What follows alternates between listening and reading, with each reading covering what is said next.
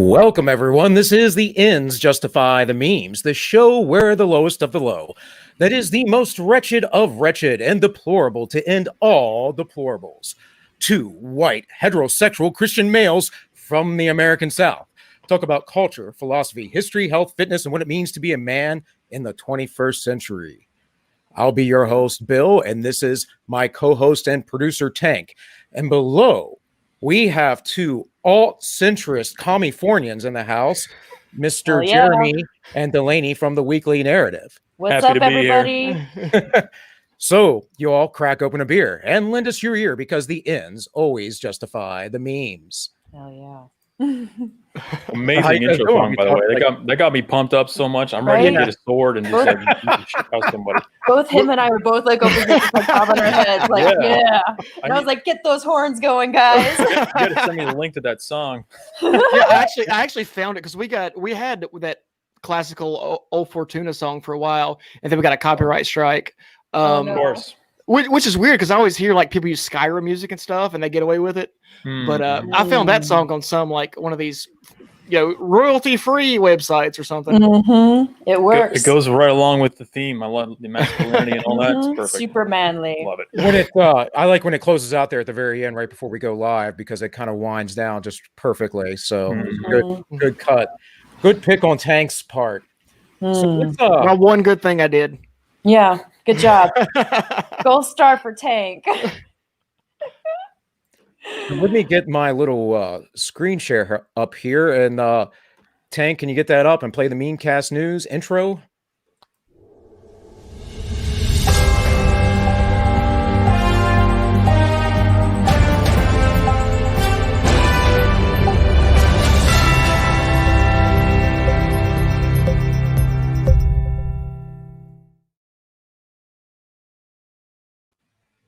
All right. So looking forward to Biden's new administration. Oh. If anyone didn't know, we got a new president today. Supposedly. Oh, did we? Yeah, supposedly. Oh, who is it? Depends on who you ask. Oh, man. See, this is the thing. Is it going to let me switch? There we go. Look at that. I know. I don't want to size up so much, but I'm going to have to. So, the other day was MLK Day, and of course MLK said, "I have a dream that my 4 children will one day live in a nation where they will not be judged by the color of their skin, but the content of their character." Apparently, this is outdated notion in 2021. I literally sat in a class in college where they told me that exact quote was racist. Yeah, I was going to say, it's 2021 now. I thought MLK was basically racist these days. Yeah, I mean, pretty much, Yeah. Well, the FBI had a statement about MLK Day, and they said, just because we killed him doesn't mean we can't miss him. Wait, are we Fed posting already? Yeah, Fed posts are fun. I mean, come on. And let's see, what do I got next here? Oh, yeah. So as the inauguration went on today, we obviously know that the Democrats suddenly, all of a sudden, like both walls and guns for their protection. Yes. Are you guys are you guys fans of firearms, or are you just Hell yeah. Hell yeah. Okay. No, I love guns. full on. No, we're like one of the few Californians that actually probably love guns. Oh, there's a lot. There's a lot. It's just I know you're all city folk there, so Yeah, we are. We're like heart of the city, and most people who have guns in the city usually don't have legal guns. So right. They can't talk about that. Yeah, but we can't talk about that. That's racist. It is. Yes. Yeah.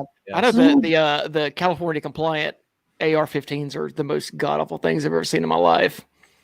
I don't even know what those look like. They have some weird thing on the side, so you can't really grip it right or something. It's crazy. Yeah, it's all this stuff they do to get around, because most of the assault weapons ban law stuff is more about aesthetic things. They don't want them to look like military guns. Yep. So they come out with all these stocks and stuff that pretty much serve the same purpose, but skirt the law, and they all just look like they're made out of Play-Doh. they don't want him to look scary. So now they're gonna etch some flowers on the side of it to make it not look so scary. Well, that's how you know it's an assault weapon, when it looks scary. Oh, okay. Yeah. That's Right. what makes it an assault weapon. I thought Right. an assault weapon just It has assaults nothing to people. do with how many rounds per minute it can fire, or what caliber, or anything like that. It's just how scary does it look? Does it look like a gun that I've seen in a movie or a video game? If yes, assault weapon.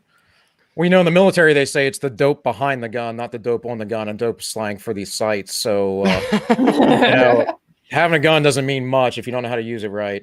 That's correct, 100%. Yeah. So the lockdown in D.C., Biden Harris here. I think that's a good way to start the new administration. Just have martial law in D.C.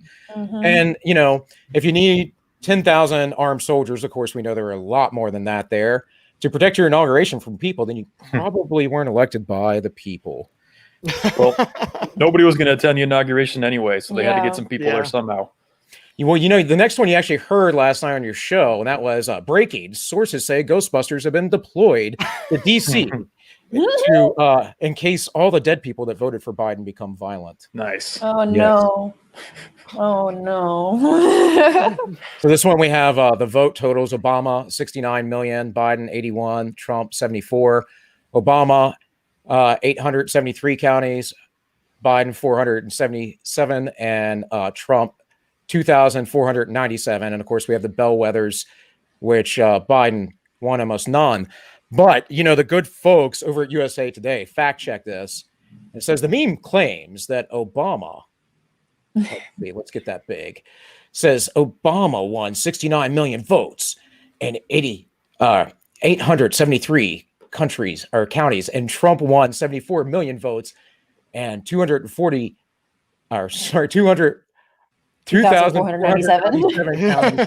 Sorry, I'm dyslexic and I got no sleep last night. This happens all the time when I don't sleep. So, that's what I'm here. I'm here to Biden help. won 81 million votes and just 477 counties. So it goes through it, and they're like, actually, Biden won 509 counties. While Trump won an extra 100 counties himself. Not quite 100. That's the Trump strategy right there, where you give them a slightly false number so that they force themselves to correct. And then when they correct, the number's not that much better. So they admit it, how bad it is. Yep. Right. So then it gets into the Census Bureau. Only 5% of the population live in just 143 of the counties. And then down here it says Biden won the most total votes. See if I can get this to there we go. But if we look way down here, it says Biden won the most total votes and the fewest total counties. So, of any president-elect, which is interesting. Sounds like somebody really won there. Well, my thing is, if you're going to fact check this, you're not really saying anything different than the meme, right? Like, right? You shouldn't be fact checking memes anyway. Right, exactly. Do we need to know that the Ghostbusters actually didn't show up? Like, well, and then it's talking about the popular vote. Well, the population lives in 5%. Okay, but we don't do presidential elections based on population. But they do, so that's why it's relevant. Walsh Electoral College. Yes. Right? Oh, that'll be soon. Yeah. That'll be soon. I remember this guy. He before he was excised from the internet. Rest in peace. Yes, it says every election cycle we are treated to candidates who promise us change in the American political lexicon. Change always means more of the same, more government, more looting of American, more infiltration, more police state measures, more uncanny war, and more centralization of power. More. Harambe. That's all I have to say. Yeah, R.I.P. Harambe. Oh, we're going to dust that one off, huh? Okay. Yeah. Harambe is the best. Harambe got a bunch of votes in 2016, so very relevant. That's true. We got Facebook versus the government, and there really doesn't seem to be much difference anymore. Spies on you, limits your speech, revolving door, collects your data. You are the product. Selective enforcement dictates the narrative, doesn't care about you, divide and conquer, creates addicts, and unaccountable. Yeah. You know what that's called when the corporate structure basically gets in bed with the big government? It's called fascism. Yes. Wow. Yeah. Yes. There you go. That's real fascism. The F word, huh? Yep. The Dropping F that word. F We're bomb. dropping F bombs. We're all, That we're all F-bomb. anti-fascists here. Yeah. Well, speaking, exactly. Speaking of Mhm. fascist, this might size up on me. Hold on. Says the global technocracy. Delete your post. I delete books. I delete videos. I delete your votes, and I delete you. Ooh. Yeah. Ooh. Ooh. Had to bring out that with Bill Gates, huh? Mhm. Now, he doesn't believe in eugenics. Yeah, not at all. And then we have Delitos, nacho peach flavor. Nachos. Yes. That's pretty awesome. And No. if you ever wondered what the founding fathers would think, I have a meme for you right here. It says, the founding fathers watching American politics from the afterlife. Censor the president and his supporters, take away guns, have open borders.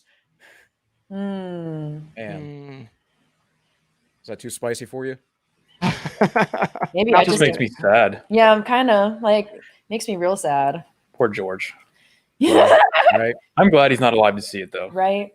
You wouldn't Well, want to see this. The good news is, without having any sort of like social media after the calling comes, conservatives' mental health will go up. Yes. Yeah, definitely. Exactly. I've been saying that for a long time, man. Yeah, I They're know. only doing us a favor by banning us. They are doing us a big favor. I recognized social media as a novelty a few years back, and basically I post now. I don't really get on there. I don't really get in discussions or fights. It isn't mentally good. It is part of this division. Of course, there's another part with the media and all those laws and suppression. Mhm. Yeah. So, in any case, Don't you feel left out, though? So left out. yes. No Yeah. child left behind. Get them on Here. Facebook. no shit poster left behind. Right? You are a big tech's bitch. If 5 companies can addict you to other products, dictate what you say, what you read, what you watch, and what social media platforms you are allowed to use while simultaneously taking your money and profiting from your digital data, you are no longer a user, you are a slave. And that pretty much sums up the point I was kind of, thinking You're of. in the pod. You're here. You're in the pod in the matrix. You're just hooked up, and you're just getting all your energies getting sucked out, and revenues generating off your body and your thoughts and all that. Yep. Same Yeah, thing. my uncle actually wrote a book on technological slavery. That you guys should check out. Yeah? Yeah, That's pretty dope. my uncle Ted, Uncle Ted. Uncle Ted Kaczynski. So, Let's check that I don't one. know if you guys have heard of Ian Smith, but he's the Jersey gym owner. He had all of his assets seized the other day, something like Yeah. 170,000. So he had this fine tweet to say. He says, "Not once in history of any society were people censored for being wrong. There is never a need to censor bad ideas because in an open discussion, good ideas always prevail over wicked or weak ones. The truth is dangerous for professional liars." So what happened to him? What'd you say he did? So he, Attila's Gym in New Jersey, he decided. Oh to keep yeah. open. Yeah. Well, just the other day, they found a way to use forfeit aperture laws and asset forfeiture laws. Sorry, and he got about 170K of his money taken out of the bank for, lawyer fee money that he had in donations. The Wow. government took it. The government said, "Nope." Mm. That's He was getting fined $15,000 per day. Jesus. That was because he was open during the coronavirus stuff, right? Is that the same Yeah. gym? Okay. Violating the state's mandates and all that. Yeah. yeah, he So was saying no. so the disease that is killing unhealthy people, they close down the gym, and that's their Yeah. solution. Logically, yeah. Yeah. We only want McDonald's and Walmart to be open Mhm. to recover as fast as possible. Yes. So I think this guy had a pretty smart thing to say about free speech. Mhm. Says, if all mankind minus one were of one opinion, mankind would be no more justified in silencing that one person than he if he had the power, would be justified in silencing mankind, and that was John Stuart Mill. Hmm. You know, That counts as a channel shield, by the way. yeah. If anyone's interested, picked it that's up. me. Yes, you're all wrong. That's where I get the name all -1 from, by the way. So Mm. Cool. it's John Stuart Mill's On Liberty. You guys should read, like, maybe not you guys, but people out there need to read like Where We Come From. Maybe might be a Yeah, good idea. it would be beneficial, but I don't know how to read. What you reading for? Yeah, what are you reading for? What You you got can on just- books for? Yeah. Why do you books? What are those? Normies think the world going back to, or sorry, normies thinking the world will go back to normal if they listen to the government and obey, me knowing that government has no incentive to willingly relinquish power once it is granted. And it's kind of naive, I think, that you might believe such a thing. So I don't know. Nobody understands incentives these days. That's the main problem. Yeah. They've de-incentivized people. They want to just put us all into little boxes and stay home and don't go anywhere and Get your checks. get your checks and be happy. Yep. That's what- Damn it. So here we have, I have the same major opinion as every major TV news channel, newspaper, and social media giant. I have the same opinion as every major corporation. I have the same opinions as the UN and almost every state and local government in the world. I am rebellious, free-thinking renegade who is impervious to propaganda. You're totally not a clown. You're totally not a clown. No, actually, not at all. They're Yeah. sheeple. Oh, I love it. Yeah, we aren't just fighting the psychopathic elite. We are also fighting the narcissistic, brain-dead sheep. It's an uphill climb. They have weaponized the human race against itself, and they kind of have. You know, people. They you talk about it all the time, Jeremy. They take the tagline, right? Yep. Mind virus. They've turned Yep. us all into debt cattle too. Mind virus. We're either sheeple or debt cattle. Pick your poison. I agree with you. I think we're going to talk about a lot of civilization coming up here, the effects of civilization on humankind. Actually, one of the topics I want to get into. Ooh, my favorite. Yeah, yeah. So, pandemic safety precautions, economic reset, and medical police state, corporate media, and your dumbass. Yeah. Pretty much. Trojan horse still working just as well as it did Yep. 2,000, 3,000 years ago. Mm-hmm. That's exactly how I feel. Or however long that happened. Yeah. I'm not up on my Troy. This is why my wife's prego right now, and we won't be Aw. sending. Congrats. Yeah, thank you. Whatever we're having, which I'm saying is a boy, but we won't know. Hold on a second. They don't know what they are until they're 18 and they can decide for themselves. Let's just get True. that Yeah. straight. Yeah. Supposed to I raise know. your I'm child a as a bigot. boy now. I'm sorry. Let me Yeah, know if I need you. That's a colonialist mindset. Yeah. Yes. Colonizer. Yeah. Why am I not sending my kids to public school? They literally are wearing face masks with the mouths cut out of them to play No, their 'cause- instruments. Because COVID's not in your flute at all. No. Yeah. COVID can't get you when you're sitting down. you don't COVID want is those- beaten by the power of music. Yes. Those 8-year-old bigots make sure they don't take their masks off.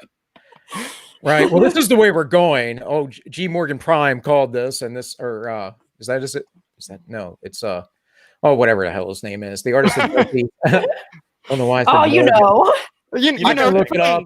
I know can the look thing. it up. Whatever. It says, hey, get a load of this weirdo, and she's the weirdo.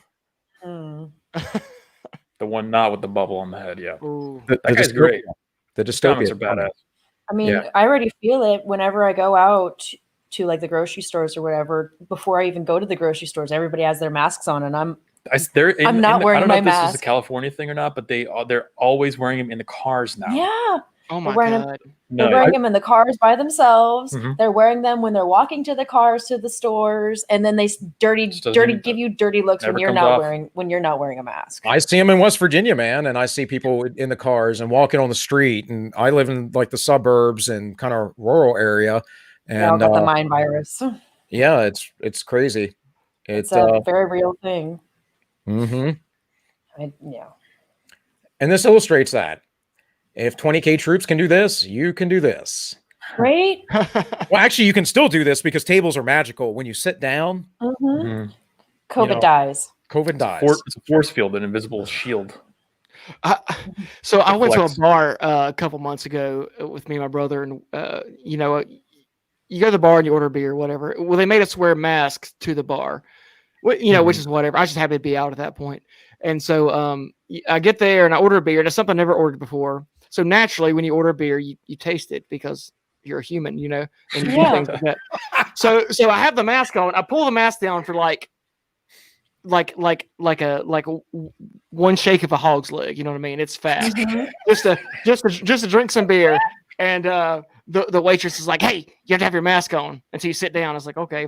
We literally sat down like 6 feet away from where I took my mask down to take a sip of this beer. And part of me thinks it's like a lot of these service industry people, they hate their jobs, which I can understand. Yeah. I've worked there too. And now they get like a little piece to get back on people with. Like they get to turn the tables. Power now. I was like, "Ma'am, I'm just trying to get drunk. I don't need all this." Ma'am, I'm just trying to have a little sip of my beer. Can I just do that? Can I just do that in peace? Not anymore. I don't get many things in this world. Yeah. All I want is my beer. Don't deprive a man of his beer, man. Come on, man. Come on, man. Come on, man. They fought revolutions for less than that. All right. They fought revolutions for less than this. Look at this list of taxes. I mean, this is what we pay, and then federal income tax at the bottom of it. And Isn't it it's lovely? insane. Like, do you really own anything, or are you just renting time, folks? You renting time nowadays. Yeah. Back in like the Wild West, you actually kind of own stuff, but not now. Right. Kind of. Well, this is back in the day. It says when someone says taxation is theft, it's just a modern complaint. It says a bridge, Ambleside, built in the 17th century above a river to avoid paying taxes on the jurisdiction on either side. Oh, yeah. That's what you call base. That's an investment. That's a literal loophole. Yeah. Yeah, man. You gotta hack the good stuff. You gotta hack what you can hack. If you ain't cheating, you ain't trying. If you get caught, you ain't trying hard enough. Right. So here it says, we take their money, but we call it taxation. So you're stealing. No, it's complicated. We only take a fraction of their money, but it's not yours. It becomes ours. How is that not stealing? Because they need it more. That's why it's not stealing. Classic movie. Yes, that Office Space is the best. The United States government has a lot of missiles to buy and build. We They absolutely have to have your We tax have a lot of money. Middle Eastern children to bomb. Yeah, we Yeah, have I a was lot. gonna say. We're Especially gonna be now sending lots. with the new administration, we're going to have to bomb a lot more. So you're going to have to pay up. Hey, I already talked about it on my stream, but I moved all my stocks into Raytheon and Lockheed Martin. I recommend, I can't make any, Jeremy. any financial recommendations, but make money off that blood, buddy. the play. Colonizer. I'm just gaming the system. That's all. Hey. I'm not launching any bombs or pressing any buttons. Contributing. So here, I cannot undertake to lay my finger on that article of the Constitution which granted a right to Congress of expending on objects of benevolence the money of their constituents. Yeah. James But, we got a bunch of commies around now. So speaking of commies, did you see this former Tennessee representative and the picture of Mao over top his fireplace? That's Chairman Mao. It's just so we can remember what not to become. Oh, okay. Look at that. Sure. Just like the people that wear Che Guevara on their shirts too. Yeah. Right. Interestingly enough, he's he's like, move the camera to the right and away from the Mao picture. Yeah. And it's child porn art. Oh God. I was gonna say, is it a child porn picture on the other wall? What does that look like over there to you? Looks- I don't know what's going on. I think Is it's it a like Dalai a- Lama painting. Is it like a actually. John Podesta painting? Probably one of those pedestrian. Who is this? Who is this dude? Who's that? What's his name? He's a Representative from Harold Tennessee. Ford Jr. Okay. Yeah. I remember there's a guy that worked in the Obama staff, and Time Magazine or someone that did a interview with this guy, and all through his house he had Soviet propaganda. Oh, Mhm. And of course, you could imagine if someone in Trump's cabinet had some F-word propaganda hanging up, how big of a deal that would be. Or if they had like a swastikas or something hanging up, then Yeah. how big of a deal that would be. Because we all know that all of Trump supporters are Nazis, don't you know? We got our secret. That's why I disavow. I'm Disavow sorry. Mhm. I flagellate myself now that I started this morning since it was the inauguration. Yeah, we had to start Unity. from somewhere. Unity. Unity. for all. Unity through pain. Unity through pain. Yeah.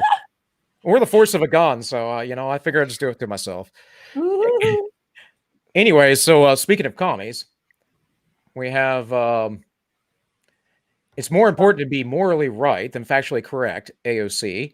Oh, okay. It is usually futile to try to talk facts and analysis to people who are enjoying a sense of moral superiority in their ignorance.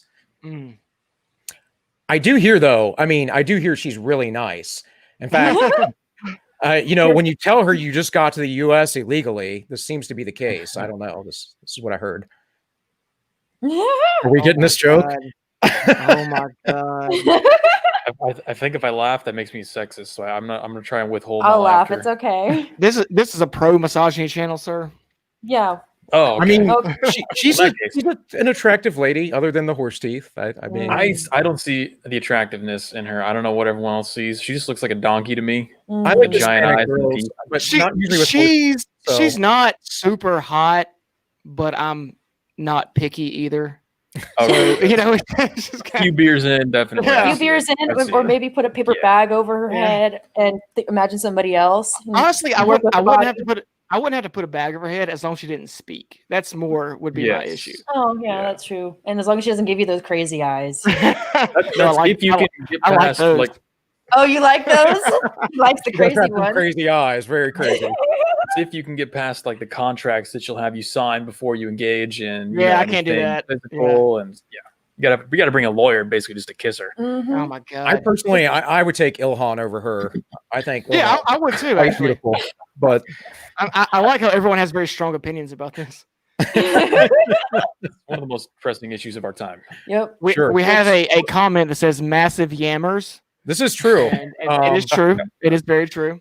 What up, Bosis? What's up, Osis? Oh, it's a friend of yours. Well, thanks for joining the chat, partner. Yeah, Please yeah. like, share, and subscribe. All that stuff. We on our YouTube link, we have your all's links in our description, including your locals, Jeremy, which I know you've been trying to grow, and your Twitter. And we have mine, all -1, and Tank doesn't do anything but produce the show for me. So I have an OnlyFans. Oh, okay. Yeah. You got feet pics up on there, or what Yeah, kind of content are we talking here? I'm running a special for this month. It's $3.99 for close-ups of my butthole. Oh, okay. Like Yes. Hunter Biden. One could One- say it's like Hunter Biden. Yeah, I guess. I mean, Oh, except my. he wasn't expecting anybody to find his butthole pictures. You want people to Yeah, find yeah. yours. I prefer if people pay me for my butthole pictures. Yeah. You don't want to like have your computer hacked and have people find those butthole pictures. But you just want people to pay $3.99 to be able to see them. We're capitalists here. Yeah, we're capitalists of here. course. So, Trump figured he, might as well do something worthy of getting impeached. So, He's gonna pull a Monica Lewinsky, I guess. yeah. Well, yeah. I mean, Or she's gonna pull a Monica Lewinsky. she could take one for the team, Hell yeah. take out the Hitler, neo Hitler, Yeah. all by Right. herself. And speaking of Single-handedly, impeachment, it's double-handedly. impeachment day again, Seems very familiar. right? We can't stop for impeachment.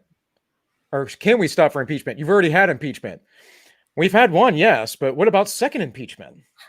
And third impeachment and luncheon impeachment.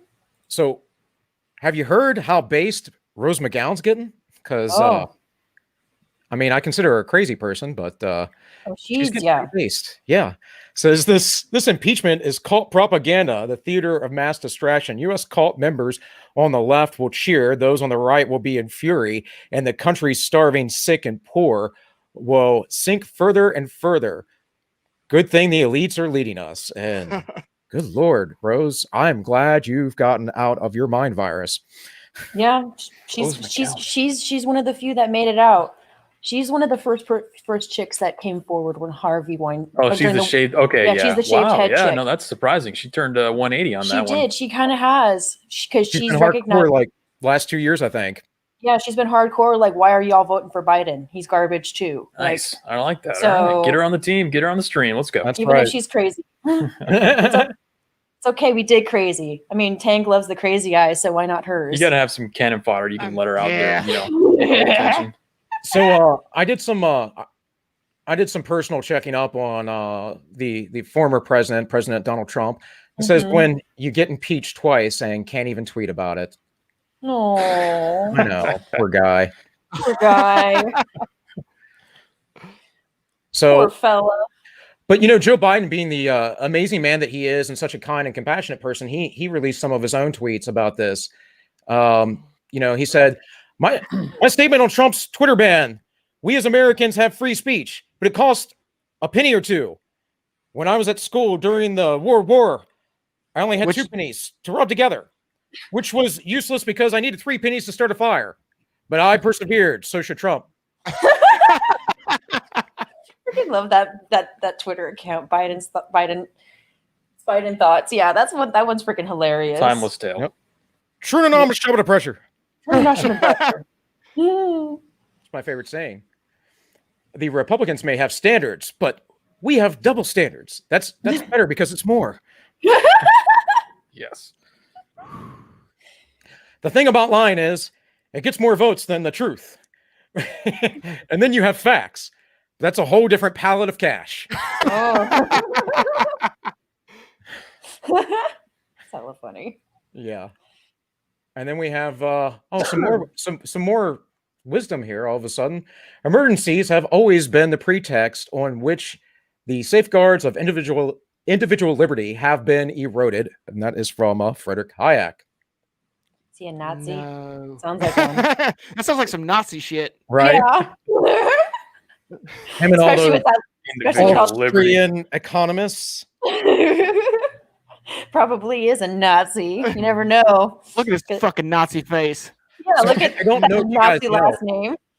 I don't know if you guys know, but there was a lot of news this week, like new breaking revelatory news about the siege and insurrection at the Capitol. Oh, wait a minute. This is September 2018 when protesters pushed through police lines and stormed the confirmation hearing of Supreme Court Justice Brett Kavanaugh. Professional yeah. organizers had provided them with transportation, hotel rooms, meals, training sessions, and logo T-shirts. The Capitol Police did not push any of them off balconies or shoot any of them. The media characterized them as heroes. Well, yeah, because they were standing up to a misogynistic, rapist, and all-around man-hater of Brett Kavanaugh. So it was worth it. Don't So you find it crazy how they control all of the institutions, and yet somehow they are the victims and the ones who are being hunted by the patriarchy? I'm just saying. I mean, Yeah, we're a some lot. virulent men if that's the case, because there aren't a lot of us anymore. Mhm. You got to give him You know, credit. I mean, it's a tough tactic to pull off, to be the victim and in complete and control of everything. Yep. Maybe it's just me. I want to bounce this idea off you guys because maybe it's just me, but it's something I've been thinking about recently. I think the media might be biased. Huh. Tank, get out of here, man. That's absurd. See that. They are completely objective and truthful all the time. Yeah, they're never biased ever. Thank you. No. Thank you for knocking some sense into me. I was Well, I did mess up with this meme, and I didn't mean to bring up a meme from 2 years or 3 years ago now, right? Well, coming on 3 years, whatever. But I did find some actual racist in the photographs. So the white supremacists, they were there. And old Tyrone Bigham. There he is. There he is. I knew it. That's getting clipped. That was awesome. So old Tyrone Bigham's still at it, man. God never gives up. And Nick Cage was also spotted. People were wondering why celebrities were there. Apparently, he found some sort of map, and perhaps there was treasure to that later on. He always winds up finding himself in the most precarious predicaments, doesn't Yeah. he? Yes. He found a way out of it, though. He didn't get arrested, so he's good. And then some other riders just able to take a photo up here. Capitol Hill riders 2021 colorized. Are they going to sing and dance too? What makes you wonder is generations from now, 2, 3, 4, 500 years, when they find all the memes, will they believe this or understand that it was a joke? They probably not even going to know who these guys are. Well, that's the thing. They're going to think they're time travelers. How did these folks from the 70s get to the 2020s? I love the mustaches in this. Yeah. You got to bring the mustaches back. I mean, you are a fan of gay mustaches. I will say am, that. yeah. I sure am. Someone's got to do it. Might as well be you. It says we spent $750 billion annual on defense, and the center of American government fell in 2 hours to the Duck Dynasty and the guy in the Chewbacca bikini. Hell yeah. Makes you wonder. What are they really spending their It's money almost on? as if they almost let it happen. Well, normally what they spend money on terrorists is this right here. And, it says, when you and the boys have been labeled domestic terrorists, but the CIA still hasn't sent you your pallets of cash, crates of AKs, or fleet of Toyota. I just want like a 1995 Toyota with a machine gun on the back. Is that so much to ask? Dude, all I want is the Army or the Marines or somebody to invade my area and just leave all their gear when they are done occupying so that I can take it over. Yeah. I'll take all your Stinger missiles and body I armor. think you might have to in order to get gear, you have to sell drugs or sex slaves or something. I'm not sure how it works. We start a poppy field somewhere? Yeah. Okay. Protect it. Yeah, there we go. We need ammunition to protect the poppy field. So. Or I mean, cocaine. They tend to give those people weapons. Well, there's plenty of meth labs around here we can protect. No, that's the primary target of meth is white people. So you want to let that continue to thrive. Speaking of money, this guy didn't understand because he didn't understand. He thought that they were just handing out stimulus checks. Yo, bro, where's that? Why are you pulling guns on me, man? I'm just waiting for my check. Hands up, don't shoot. Yeah, hands up, don't shoot. Boy, that escalated steadily for 4 years. I mean, that really got out of hand. Like everyone who's been paying attention warned it would. It's a good one. Nice twist on that meme. It's a nice twist on it. Yes. And then American Congress, you don't need guns for self-defense. Also American Congress. Oh. Yeah, speaking of those brave folk, then we have this. These are the people who send your sons to war. Daughters too, and whatever the other things are called. The Zims and the Zers. Yeah.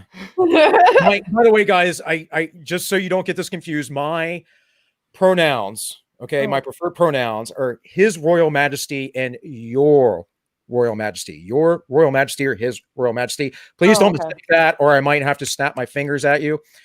And you don't want that. My pronouns are massive yammers.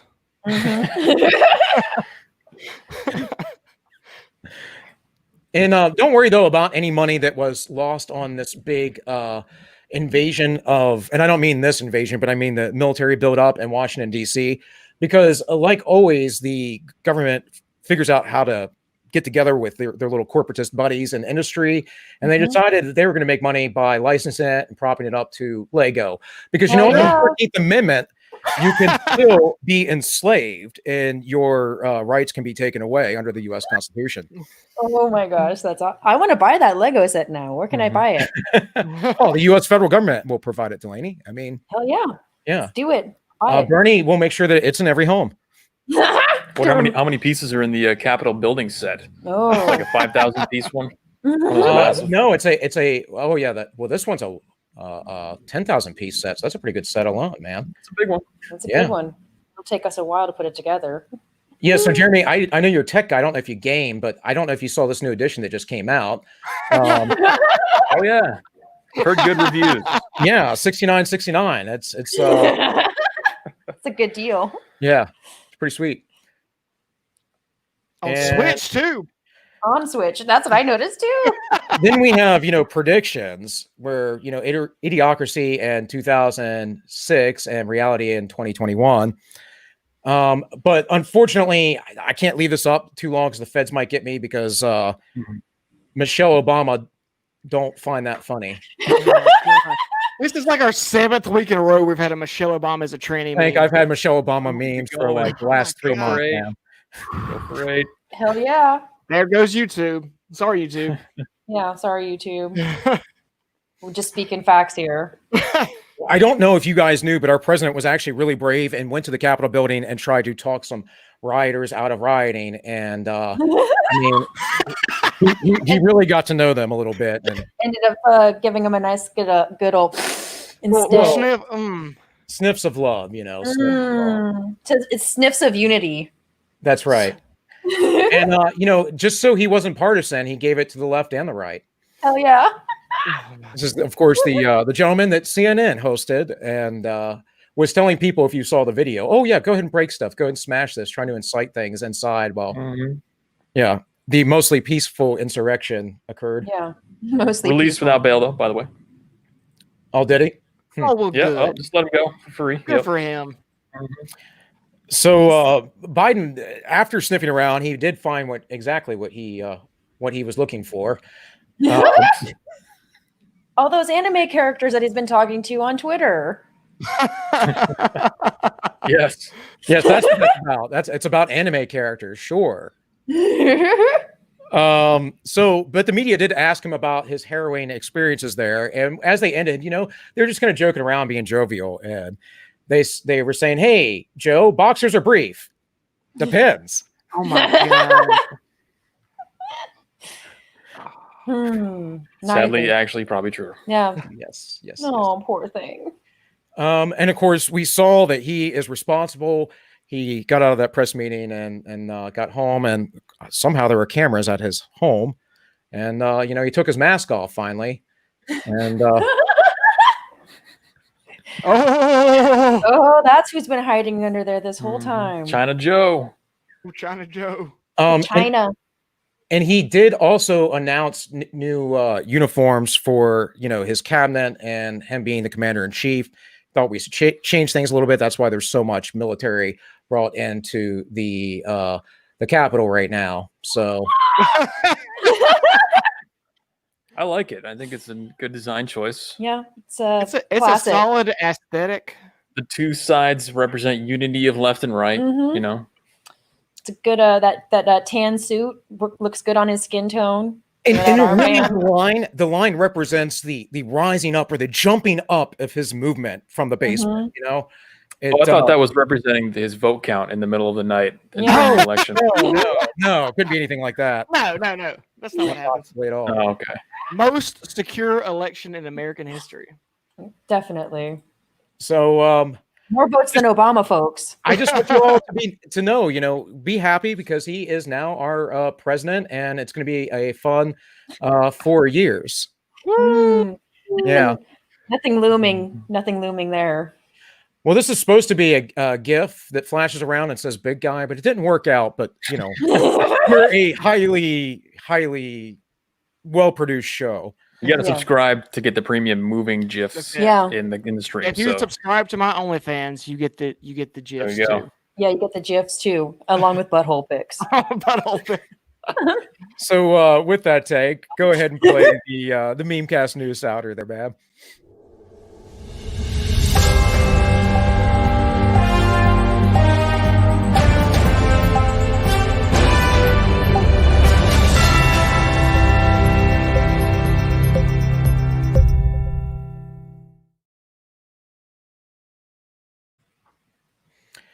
All right, we're back, and I just want to remind everybody we do have links in our YouTube description for ways you can donate, subscribe, star. We have an entropy.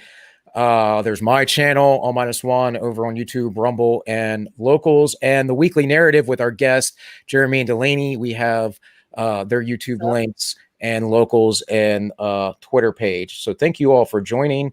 Like, share, subscribe. Catch us. We try to have fun. This Saturday, the 23rd, we will have Rebecca from Beauty and the Beta on. or Blonde in the Belly of the Beast. So we don't usually do Saturday streams unless it's a special occasion. We could get somebody, trying to accommodate our guests. And that'll be at 3 p.m. Eastern if you want to watch that. Rebecca and I sort of go a little bit back. So I was able to get her on, and she said she's going to do at least 2 full hours or try. So that'll be pretty sweet. Get a nice based blonde in there. It's a good get. It's a good get. And you were conscious of the timeline because my stream will be coming up right after yours. Yeah. I like we planned it that way. See, we need to make a TV channel where we have content lined up. Is that when you stream on Saturdays? I only catch stream on Saturdays. Yep. Saturday nights. I'm usually watching late. UFC. Yeah, I'm watching UFC Saturdays most Saturdays, so I never see your show then. Because you're a real man. There you go. Yeah. Maybe replays. Maybe I'll catch replays, but I tend to catch you live on Tuesday. So. Yeah, and we love having you there, man. You're great for the discussion. Well, I'm a much better pen and paper guy or reader than I am a speaker, but whatever it is, I have some knowledge and I try to distill it. So we're going to step up during these times, Yeah. So with all that, man, I wanted to get into it with you about like breakaway societies, about how civilization breaks down. I think the best parts of our nature, actually. Tank talks about this a lot. A lot of people are coming to this conclusion. And I think for me, I wanted to preserve some bastion of the Constitution. And so I was supporting the president. I was hoping that maybe some things would get done. But I think with all this election stuff, it's just like, okay, this is definitely for sure totally in the hands of the globalists. NGOs and banks are running our government. We don't really have any say. The deep state, not going to get through. We can try and elect federal officials, but we need to start thinking local, build communities, start moving out to hard to get places, that kind of stuff. I'm not a survivalist or anything. I'm not talking about that. I'm talking about homesteading. Yeah. Of course, I think people should prep and be prepared, but I just want to be realistic with folks so they're not shocked. I have some friends in there are smaller channels in the sphere, and I've seen some of their responses, and they're just like mortified with today. And I'm like, I'm like joyous because it's like, okay, I know what to do. Plan of action. Let's go get to it. Yeah. For those who are paying attention, if you have any kind of semblance of rationality left in your mind where you can process events that are happening and be able to, digest them. You've seen the election and how that went. That should have been the final straw. There were plenty of clues along the way that were like, oh, maybe this isn't really like a free society. Maybe this isn't really what we were sold on. Maybe I don't really have as much freedom as I thought.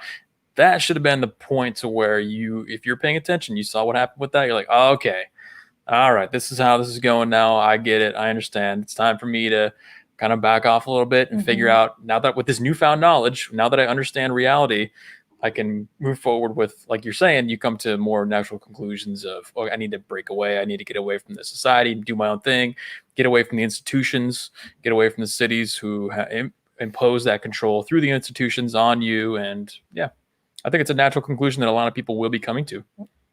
Yeah, and one of the advantages of the times that we're in, even though they probably in the next 4 years are going to ramp up to be pretty crazy. I see some slowdown that realistically would probably happen, but we're still going to see a lot get pushed forward.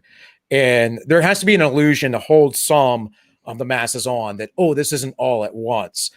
But it is the way it's going. It is just completely infested the entire system, the military, the bureaucracy.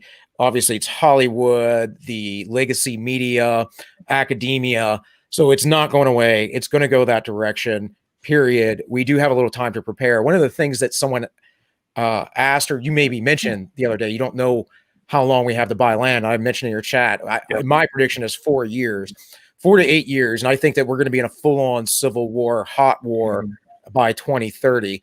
And a lot of this is based on history because I like a lot of history. And I see that the American Revolution was a period that built up for a long time after the French and Indian War into the Revolutionary War. The same with the Civil War. The Civil War, most people don't understand, was actually building for a period of 50 years before it kicked off. And it was always the struggle between the North and the South, and how the South had no tariffs and they used slave labor, and the North was a little bit different with their exporting and had industrialized a lot sooner. And Of course, a lot of people still hold on to the notion that the Civil War is purely about slavery. Yes, they seceded over slavery, but it was not purely about slavery. Yep. We have to get rid of those notions and all that. And the interesting thing too is the people that want to make it that and that alone, and everything's racist and all that. What is crazy to me is that they say, "Oh, slavery is the biggest evil of all," yet they want to slave of all of humanity with their commie nonsense, with the technocracy, with those plutocrats, the aristocracy. They want those people to be in charge, and they don't think that that you're good enough to make your own decisions. It's crazy to me. There's only a small portion of the population that actually has the ability, the foresight to ask questions like that, to say, oh, am I going to be able to buy land based on the trajectory that things are going right now? Am I going to be able to buy land in 4-8 years, like you're mentioning? And I think for those of us who have that ability, I think there's a little bit of a responsibility whereas I have to deal with people all the time on my streams coming in and telling me like, oh no, if you're not gonna fight back, then you're a pussy and all this kind of stuff. You got to fight back. And the question that I raised to them is exactly what you said. I say, okay, well, tell me where you start with your fighting back. Is it with the media? Is it with educational institutions? Is it with the election integrity? Where they're out of the 30 different fronts that you could start wars on, where do you start? Tell me what the plan is like. And of course, they never have any good answer to that. So when you realize that that's not doable, then guys like us, we have to realize that we're going into more of like a preservation mode. The way that we fight back is by preserving the American values, the Western values, the Constitution, through just withstanding this weather, this storm, this long winter that we're about to go through. We just got winter. A dark winter, as Biden describes it. It's exactly what he's not incorrect, and he's not even right. It's almost like he's purposely telling us that when he says dark winter, he's not referring to the next 4 months of cold weather. We're talking about a decade or two, or maybe even longer of, stuff's not easy anymore. You're not just going to go to the grocery store and buy a steak. You're not going to be able to get toilet paper or whatever it is. You can't go anywhere without restrictions, masks, vaccines, travel restrictions, you name it. Yeah, they're going to get rid of gas-powered vehicles here soon. That too. That's dark winter where life becomes not easy anymore. And if you're outside of the institutional control, outside of the institutional power, where they can't really reach you effectively, we got to become like the terrorists in the mountains in Afghanistan. That's what we really, in a nutshell, what I'm trying to say, to preserve these values. Right. And I Fed Post Alert, that's right. And I made a video, I think it was last Monday, that got struck last night randomly. And I haven't had any strikes. Really? Yeah, no, I'm just under 100 subs over on All Minus One. But and by the way, guys, if you type that in, you're searching for it, you might have to put in channel for it to come up.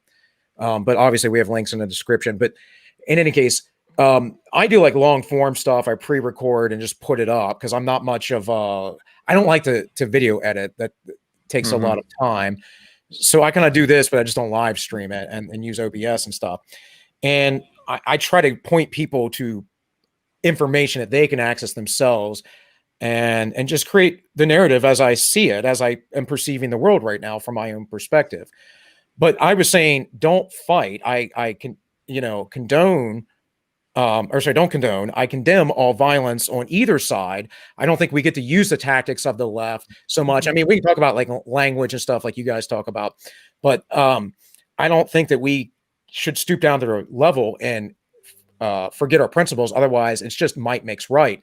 And so I was condemning people being violent in DC, but also showing the hypocrisy of the mass media and how they excuse the left-wing violence.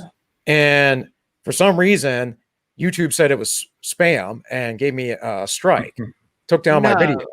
Now, part of that might have been because I did take a little survey, which I thought about maybe not taking, but I took it. They're like, how's your user experience? And I basically was like, you guys are causing part of this problem. I don't like bullies, man. I'm gonna speak my mind.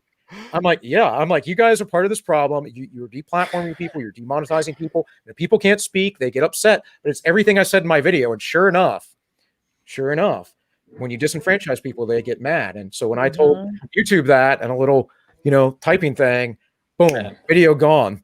YouTube asks me that. I'm like, oh, I love YouTube. You're the best. Yeah, you guys are awesome. I love communism. Good work. I love having to self-censor. I love not being able to talk about certain things. I love when my videos get little what are those things on the bottom where it says like this is what the CDC they fact check us. Yep. The problem is though, I'm trying to call for peace and I'm trying to tell people to calm down, you know, and they don't want it. It's crazy. And so eventually people are going to have their back to the wall, and it's either you get your back to the wall or you get out and you get your own thing going, or with a couple people ideally. And there's all kinds of areas all over the US. I was in Washington State back in the summer, and I was up on the Olympia Peninsula, and very remote. We were at the beach for a couple days, and then we went up into the rainforest, and you know, and to a big lake up there where the Native American reservations are at and stuff. And it's very remote, and you're not going to see troops or heavy policing in those areas. That's just not feasible.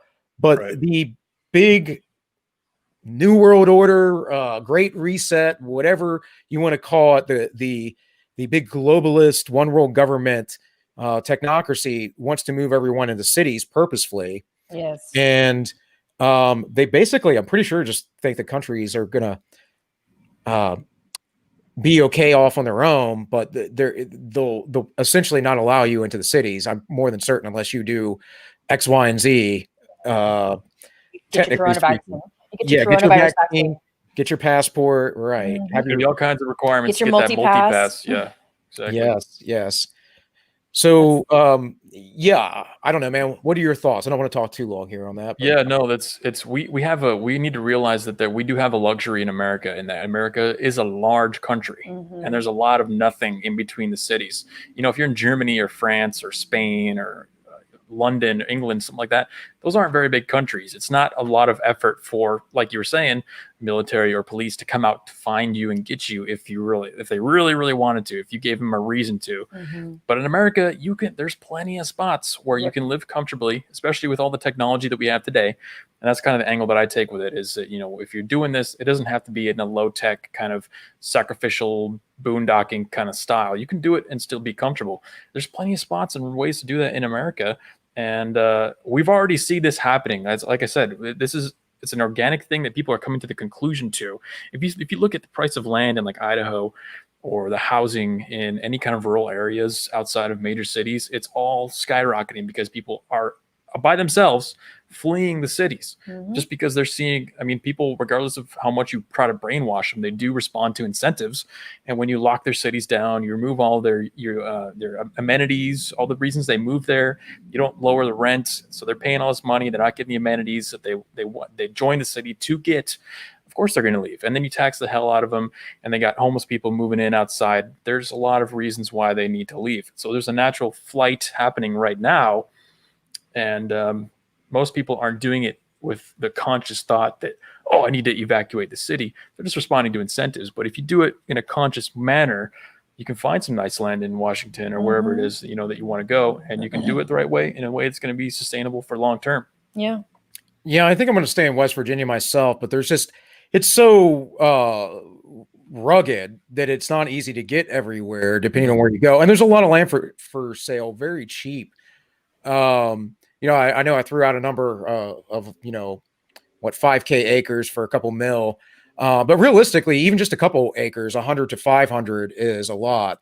Basically, I want to have a place where I can farm a little bit and maybe have like a shooting range, and I don't know, just kind of try to live off the land. Yeah, no, West Virginia is definitely one of the ones that I've been looking at. I've been recommended that a couple of times due to cheap land. That and Tennessee, Mississippi, Missouri, actually, not Mississippi. Missouri has a lot of cheap land. There's still a little bit left in Texas over on the swampy side. But I think one of the keys too, when you think about long term, is you want to have, you want to have seasons. You want to go through winter. You don't want to have somewhere where it's too easy. Yeah. Because that, will soften you up over time. Winter's what made Europeans intelligent in the first place, right? So you want to kind of try and maintain that farming ability. So water, you got to have plenty of rain. So there's a lot of things taken into consideration for sure. But West Virginia, Missouri, Tennessee, those are all And I hot. mean, we're lucky that we live in a country where we have the capability to have all the things that we need, like, right, and have the freedom to move to those places. For now. You know, they may restrict your ability to purchase solar panels. They may restrict your ability to purchase land. They may restrict your ability to collect rainwater and Which is things sad. like that. You can live without electricity and stuff though as well if you know what you're doing. I'm not suggesting that we go True. straight there, right? I'm not trying to go back, 200 years.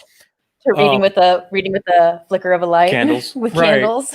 But I'm just saying if worse comes to worse, and it actually I think it makes stronger, more robust people. We're so tamed by society. We're like animals in a zoo, and we get to this point where I think a lot of folks 50 years ago, 70 years ago moved out to the suburbs to kind of get out of the city, but not quite be in the country. But we get to this point within cities where we're not doing enough for ourselves, and everything's this convenience to walk around to and get from, and so instant that we don't realize the value of having to actually work to survive. And on top of that, we get to this place where sometimes there are lean times or hard times, and in a city, scarcity can be a lot higher. And with that, people see that, and so they get to be more cutthroat within cities. I think it's psychologically. I said it to you yesterday in the chat that society making human beings weaker is historically and philosophically a fact, and I think that it psychologically makes us too reliant on other folks. I'm very much about balancing the idea of being independent and individualistic with the idea that we're social animals and there's a community. But there's obviously Dunbar's number, and we can only scale that up so high. And I know you've talked about scaling. A lot of people are talking about scaling lately, but what we have now is just totally untenable as far as scaling goes. There should be, thousands of representatives in the federal government right now. And what we have are probably hundreds of thousands of unelected bureaucrats instead. And that's not even to say the tens of thousands or maybe even hundreds of thousands of bureaucrats who run the NGOs and the banks and the corporations. So it's if I were to have a recommendation, if I was still in the lane of fighting to control the government and fighting for policies and stuff like that, which I'm not. I don't have a bird in that fight anymore. I'm not interested in fighting that battle because we all know it's pretty much rigged from the top to the bottom. But if I was still in that mindset, what I would try to do, and this is where I was previously, I would try to focus on reducing the power of the federal government, return all the power as much as possible to the states. At least the highest level of government that should matter to you as an individual should be the states. The federal government exists to manage the military and protect you. And that's basically it. Everything else should be handled by the state. Your local government, your city elections should matter the most. And then as you get distance increases away from your actual physical locality, that's where the importance of that level of government should decrease. So, if you were trying to fix the government structure that we have now, that would be the way to do it, because you cannot rely on people like you're saying in Washington D.C. who never even live in the state that they represent. They don't know the people, they don't know the struggles to make the right decisions for you and actually represent you. I think that's just absurd. But as the scale has increased over time, we've never stopped and revisited that idea. We never said, oh, well, we've hit 1 million people. Maybe we need to rethink our strategy here. How many representatives do we need? Are we being represented properly? There was never any evaluation of that. It just kept growing, and now here we are. Well, and part of the city problem is it's grown out to envelop the suburbs as well. Now the suburbs might be nicer. The suburbs might be a little bit less dangerous than some city areas. And I'm not talking about the government there, but I mean like gang violence, that kind of stuff. But the suburbs will be dangerous because of the government coming here soon. And that's why people need to escape this. And like I said, I think there's a thing psychologically there where cities actually breed psychopaths and authoritarians. Hate to disagree with that. It's like exactly like what you said. You said it increases your dependence on people, but not in a good way where you're supposed to have a community of people. I'm dependent on the truck driver who delivers to Kmart, but I don't know who he is. I don't care about his life. We don't have any kind of relationship, but I'm dependent entirely on him. If the truck drivers stop coming in, we're all dead in the cities, right? No food, no nothing, no supplies. So we have this interdependency with no actual mutual benefit other than the products that are being exchanged, whereas in a smaller scale community, you know this person, there's a personal relationship, you gain something from that, you can rely on them for helping you out or whatever it is. And like you said, the cities, it breeds interdependency, but it also breeds competition. Like I'm walking on the street, I'm not saying hi and hello to everyone who's on the sidewalk. I'm cautious of them because I don't know if they're going to mug me. Yeah. I'm always in an adversarial kind of perspective with everyone in the city. Whereas again, if you're in a smaller scale community, you know everyone who's there. So do you know your neighbors, Jeremy? No, I'm in an apartment complex and I don't even know who lives next door to me. Right. And that's a weird thing to be in too, because you're basically in this little cubicle of your domicile. And you don't think about it while you're in there, but it's almost like a luxury jail. Pretty much, it's a pod. I'm in my own pod. His own matrix pod. Yeah. This is no jelly yet. Give it a few years, it'll be filled with jelly, and I'll just be floating around. So Tank gets kind of quiet on occasion. He's a thinker. He adds his 2 cents, but I was wondering if he had any thoughts on anything. No, I mean, we're kind of hit on shit that we hit on all the time as far as how cities they're alienating. It's kind of a weird thing. It's a weird phenomenon. Yeah, it's a weird phenomenon because there's all these people if you're so alienated. Yeah. Whereas, I don't necessarily live in complete rural, but it's pretty rural for where I'm at. I know farmers, I'll put it that way.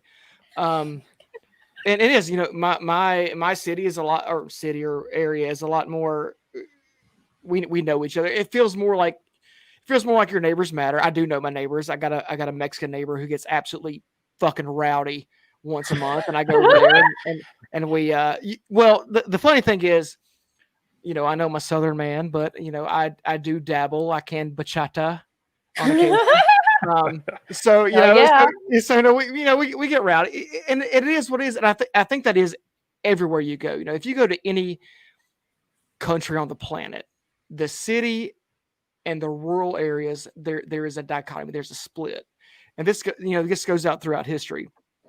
If you look at, if anyone's familiar with Soviet history, the Holodomor, as some call it, it was these communist intellectuals from Moscow that come into the Ukrainian countryside and says, "Hey, did you know that you should join the Communist Party because whatever the fuck their selling point was," and of course the rural area pushes back. They're like, we don't need your shit because we've been growing bread out here for wheat, not bread. We've been growing wheat out here for 2,000 years. We don't need it, And then of course this issue rises up, and then eventually the Soviet Union went there and kicked their door in and stole their shit, and we have this big genocide that happened. But that's not an uncommon thing, and so I'm really happy to see a lot of people that are living in the more urban life saying, "Hey, this is detrimental to our being. Maybe we should consider getting out of this." Because really, right now at least, you can get out of that. You can go and have a better life with a better community, regardless of your political affiliation. Like, you're just going to be better off in a rural area than you are in the city for the most part, I think. Well, that's why this suggestion that to decentralize and to leave the cities, I think, is how is the left going to attack that aside from calling farming white supremacy? Because I'm not advocating for any violence, like Bill said. I'm not. This is a solution that works for anyone, regardless of your affiliation. The commies can go make their own commune too. Yeah, I say the same thing every time, man. You guys, commies, go have your commune, man. Whatever. Yeah. Nobody's stopping you from being a communist. If you're just don't put it on me. Just don't make me join your stupid system. Don't make me, and don't make the whole government communist as well. Yeah, the problem is everyone's got this mindset of we need to save everyone. Like if we don't save everyone, then we didn't really do anything. But if you were still stuck in that old libertarian mindset, and you're still stuck in that old paradigm of trying to argue left versus right and fight for the government control and policies and whatnot, the inevitable conclusion that you would come to, if you were actually trying to uphold, not initiating force upon anybody else, which is the basic principle of libertarianism or anarchism, even, you can't say that we need to fight back. That's not in the options. If you're not going to impose force on anybody else, like you said, Bill, fight back and hurt people violence, stuff like that, Mhm. then the conclusion that you would inevitably come to is you need to separate yourself. So Yeah, you well, can get to it directly or indirectly. for me personally, I think it's an intelligent thing to do.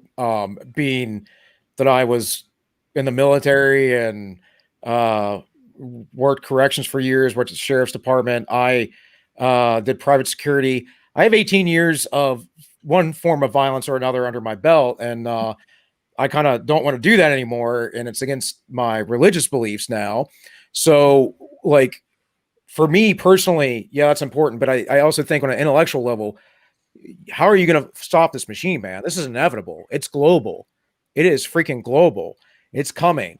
We've Right. been a global puppet since World War II. And this is what I've always, or generally say on the stream, is that most people want to frame things with a false left-right dichotomy. But the Republic fractured in the Civil War, and it never truly healed because the Republicans at the time basically didn't let the Democrats have any power.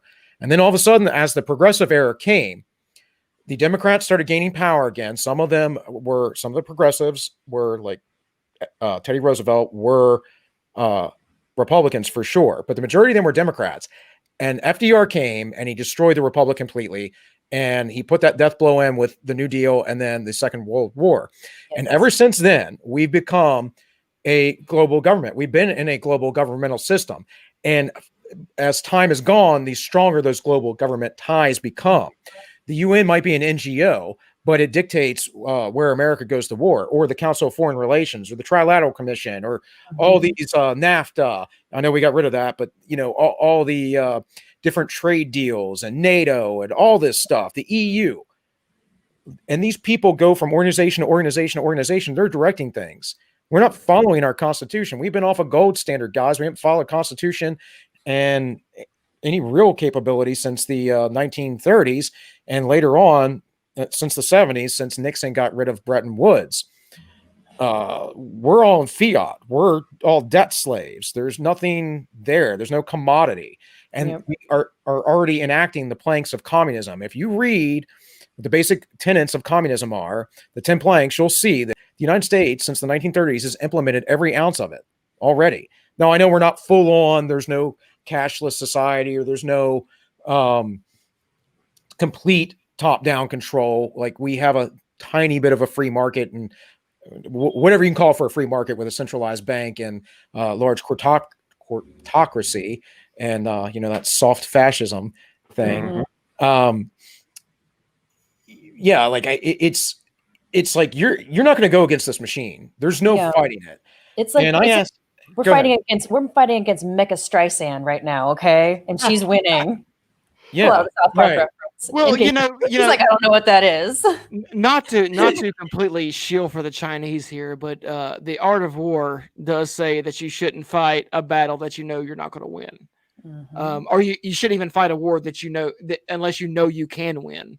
Yeah, and so that's why a lot of these guys that are Fed posting, oh, we need to, like Jeremy, like what you were talking about, these guys that come and say, oh, we need to fight back and all this. Well, what the fuck are you going to do? Yeah. The best you can do right now is say, I'm going to buy a piece of land and I'm going to raise some chickens. That is your stance against this, new world order, however you want to word it. Raise some chicken, raise some babies. Yeah, raise some chicken. Give me a house, put some roots down. You know how I do. I mean, I just got married back in November, and hell yeah. Me and my wife, we bought a house. It's not, it's not nothing to brag about or anything, but we're doing pretty good for what it is. And there's so many people that just thinks that, oh, you got married and you bought a house. Like, that's not. I went to a very liberal college and in a very hipster town, and the idea of that's where getting the married. Came from. hey. So, no, honestly, he was just experimenting. That's all college was. Anytime I shave my mustache off, my wife, she's like, "You need to grow your mustache back out. You look like a 12-year-old." But it was, so a lot of my peers, they were very much like, oh no, I want to live in the city. I don't want to get married. I want to have this very free. I don't want to be tied down.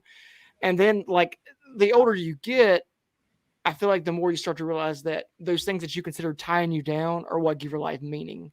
Yeah. Mhm. And that takes a lot, not that I'm the most mature guy in the world, obviously, but I feel like that takes a lot of maturity to realize. And that's something you can't realize at 23, 24, 25. Mm-hmm. Especially after you get all that college indoctrination and you fresh out. Yeah, that's true. And it's weird because I'm the only guy that I know of to come out more right wing from college than I went in. I was a pretty like standard Rand Paul libertarian, when I went into college, and I came out like very like, let's bring back the monarchy kind of shit. I mean, isn't that hilarious how you go to a liberal leaning college or like infested with liberals and it just makes you more staunchly conservative and more staunchly like, oh my gosh, I'm definitely not one of these freaks. It's like you have to see it in person in order to really like appreciate where you came from. When you get inside the belly of the beast, you kind of see how it works. And you kind of see like, oh no, sir, I'm not gonna be part of this shit. I'm not gonna get swallowed right now. Yeah. Well, the biggest tactical nuke, hypothetical tactical nuke that you can launch on this, if you wanted to fight back, come on, Patriots, fight back, is to do exactly what you guys are doing. You guys are already doing it. You're having to get married, having kids. That's the way to do it. You know why? You can tell that's the right path forward because they attack it so much. Yeah. Families are under attack. Motherhood is under attack. Having kids, getting married, buying a house. Like you said, doing anything but traveling around and, using Instagram to meet a bunch of people and just ramp up your count, your body counts, and get a bunch of STDs and feed taxes into the system. That's what they want to sell you as what the dream is. If you're not free unless you're doing that, but they're distracting you. They're slowly sucking the life out of you by doing They're distracting you, keeping you as it's really to make women pay more taxes and get women in the workforce. Yeah, well, it's, that's what women have wanted. We want really equality. So there you go, equality, women. You know what they're really doing is they're trying to bring everyone back to the idea of Plato's Republic, where they just dissolve the family.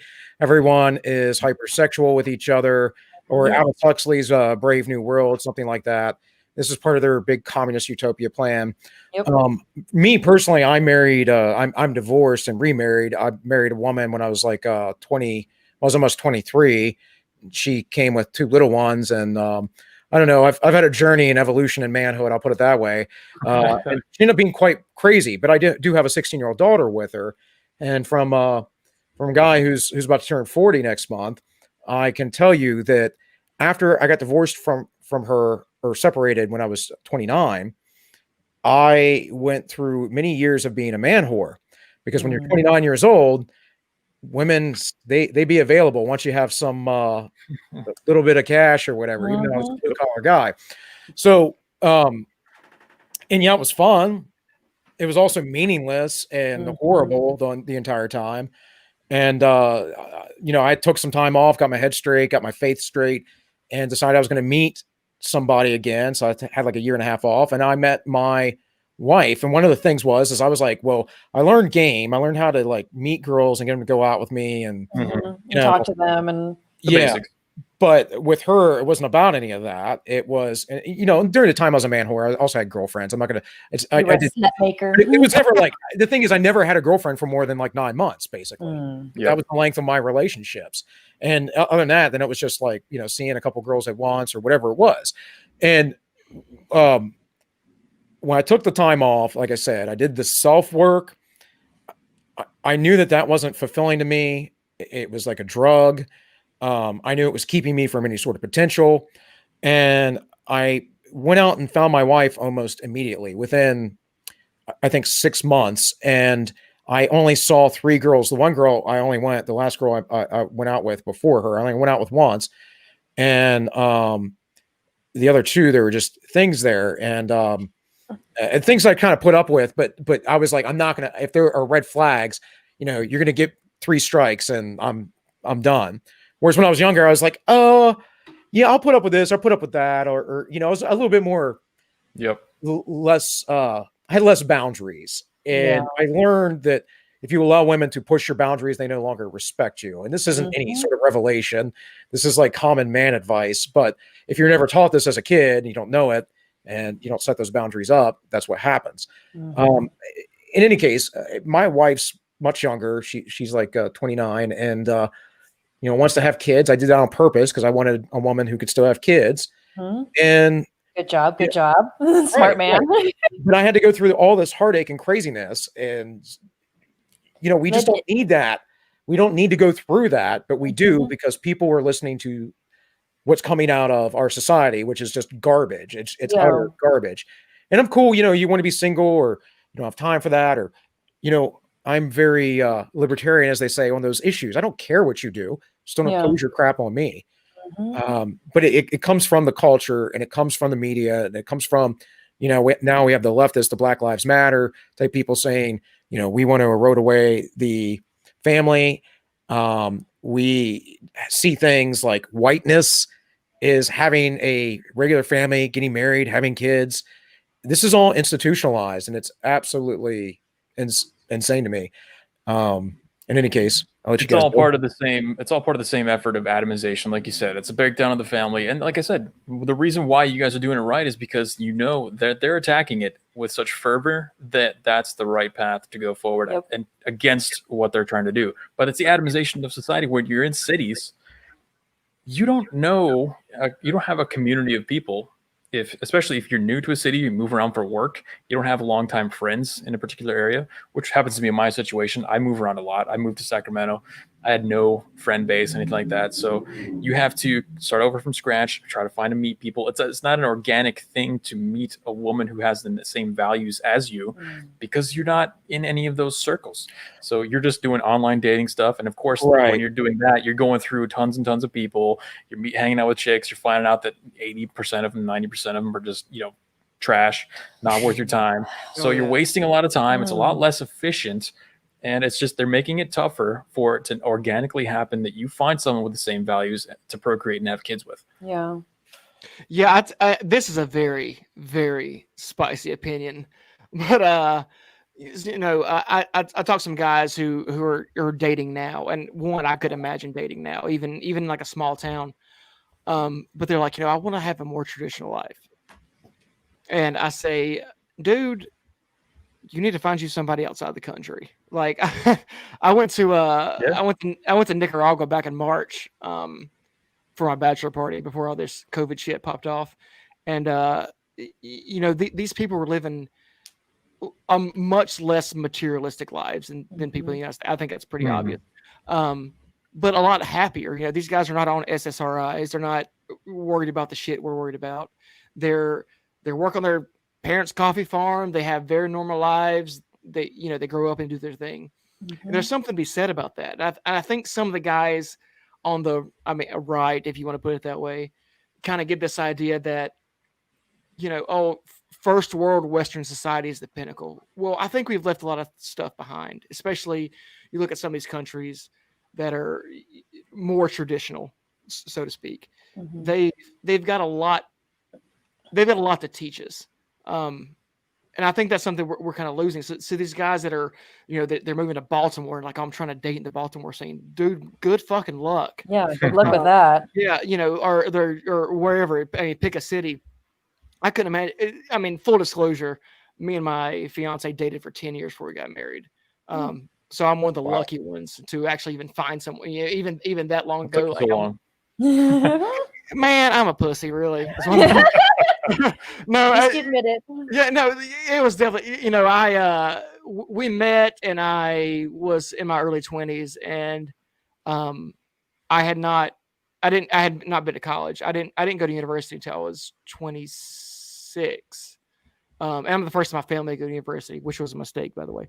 But I really wanted, I had the same kind of shit we were talking about earlier. I wanted to have this, I don't want to be tied down, how I have so much life to live, which is stupid. If I had to do over, I got married like 6 months after we started dating. But you live and you learn.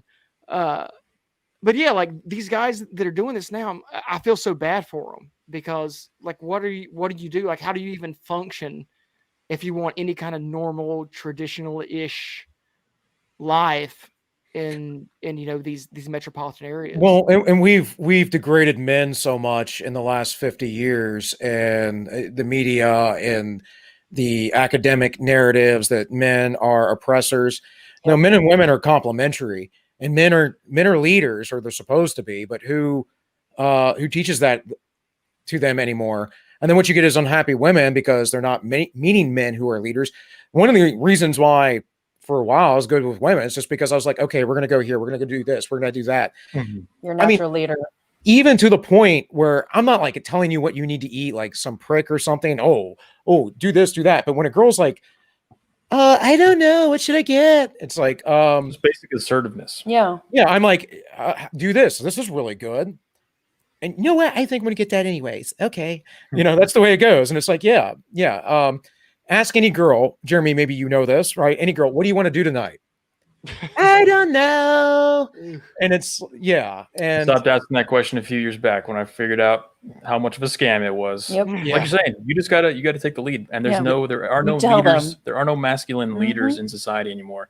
And the attack on the men, it's so tough to even pull off what you were talking about when you were dating and becoming a womanizer type of a person, not just I was always honest about it, mind you. I did. I never let girls on if I was seeing them exclusively or not. That's but the way to do it. Yeah.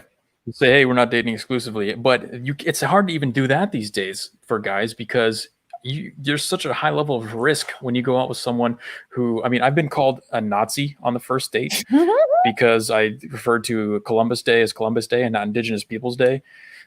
She would have definitely just made some kind of fake rape claim against me, right? Like stuff like that. Like not only is he a Nazi, but he's a raper too. Yeah, and how many STDs these chicks have. So there's so many new risks involved with just dating these people in general that it's tough to even do that. So how do you, like you said, it's almost impossible. It's even worse on the lesbian side, let me just tell you. Yeah, we can't even imagine. Well, no doubt. Yeah. Well, that's because you get this, like if you're black, you get an assignment. You have to have these politics, right? Yeah. Yeah, and especially in the gay community, if you're gay or lesbian or any of the Zimsers, hims, hers, whatever, you're supposed to subscribe to a certain ideology. All kinds of special rules you have to follo and stuff. Yeah, all kinds of special rules. It's just too much. It's supposed to be fun. It's supposed to be natural, and they make it a chore, and they make it like you're walking on eggshells, like you're about to commit a crime at any second. Yeah. It's not even enjoyable. It's not fun. Can't even be myself and which is why talk about things that I care about. Which is why I'm leaving California. Right. This is the bottom tier of leftism and the social dynamic that we're talking about. But the reality is once it gets up to the power structure, the real power structure, like the military or the police or the government bureaucrats, we see that they always eat their own. So why would it be any different on the social level? That's another thing that people, they imagine in their minds that governments and institutions are something sacred or separate from people. That there's no human nature to it. Yeah. And lefties, of course, don't really believe in human nature because, then they couldn't be the masters of their own universe by taking your money and going off and writing slam poetry or whatever they do. Underwater basket weaving. Right. Gender studies, what do you do with gender studies? You go around and talk about gender studies? Talk about pronouns all day. Yeah. Yeah. Talk about what's wrong with the genders, I guess. So, yeah, I don't know. It's a fascinating, and I love talking about masculinity. It's something I want to talk about more on my stream, but I'm not really in that lane so much. So it's kind of like I have to ease into it where, we talk about gender on the large scale, like you're talking about, like, oh, look at these new policies where they're talking about we have to examine men in the military because they're more likely to be Republicans and vet them for their ability to serve under the president and not assassinate him. Things like that. You are seeing these policies being implemented, and everything.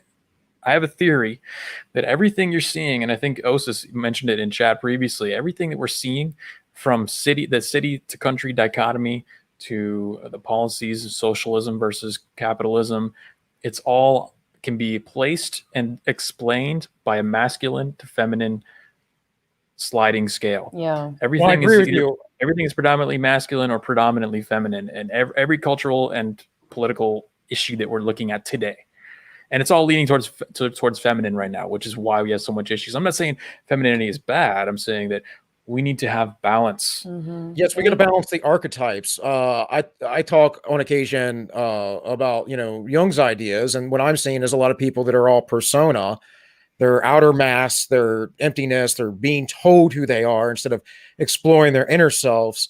And they, when you get down, you don't understand your own shadow, your own darkness. You don't understand the evil person you could be. It's really easy to think that you're doing good. I don't want to sound like Jordan Peterson, but I mean, Jordan Peterson's just echoing Jung. It's really easy to be thinking that you're a good person by implementing authoritarianism and force and murdering people who have the wrong ideas. For a moral cause. Yes. As long as it's got a moral superiority aspect to it, anything goes. Because they're not the bad guy. The AOCs, the whomever, they're not like fascists. They're not the fascists were the bad guys. It doesn't matter if I'm putting you against the wall because I have the right just cause. And it's like, no, your actions are what's important, not what you believe is right necessarily. And your action, based on the first principle of hurting other people is morally wrong. And I believe in objective morality, believe it or not. It's crazy, I know. But objective versus subjective reality. And the other thing is there's this mix up of the animus. And if you get into someone like Camille Polliott, she talks about at the end, the animus and the anima, at the end of all societies, we see this big explosion of like homosexuality, transgenderism, the erosion of objectivity, traditional norms and whatever. And a lot of it we've seen with some studies, and I'm not sitting here making a case. Obviously, I don't care, Delaney, so I'm not making any jabs at you. But we've seen some studies too where people are being, gay or whatever, more because of social pressures. Yeah, and it's just there's definitely. I mean, I believe in nature and nurture. There again, it's the balance, right? It's the yin yang with the dot and each, and it's pronounced yin and yang. Thanks, Tank. I thought it was pronounced Tank. Shut Just want to correct everyone's Chinese here, and Yin and Yang. I be culturally sensitive. Yin and Yang. 你应该说普通话，可是我普通话说的不太流利。 Okay. Very nice. Okay. What he said. Yeah, I guarantee you that was some sort of Fed post. I Fed post in Chinese. Has this guy been vetted? Where does this guy come from? Like the Confucius Institute, or where did he come from? Yeah. What liberal colleges did you find this guy from? He actually studied history, Chinese history, and like the Cultural Revolution and all that in college. So that's cool. Tank can tell you more about it. I'm not an expert on that. Look, I'm not that smart. That was all bullshit. I mean, it was Chinese. It's Chinese, but don't let it fool you. I'm pretty much illiterate. He doesn't even know what books are, you guys. What the fuck's a book? Yeah, what's that? So how often do you guys talk to other streamers, big or little? Obviously, we're tiny. You guys aren't like huge per se, but you're much larger than we are.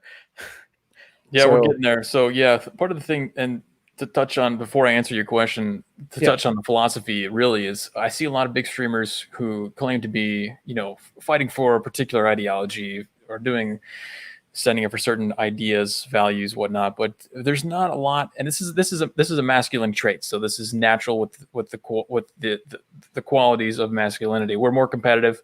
We don't want to have competition in the sphere where, if I have a shit ton of followers, I'm not going to say, hey, look at this little guy with 50 followers. I think he's got great ideas. He's articulate. He's got a good quality stream, whatever.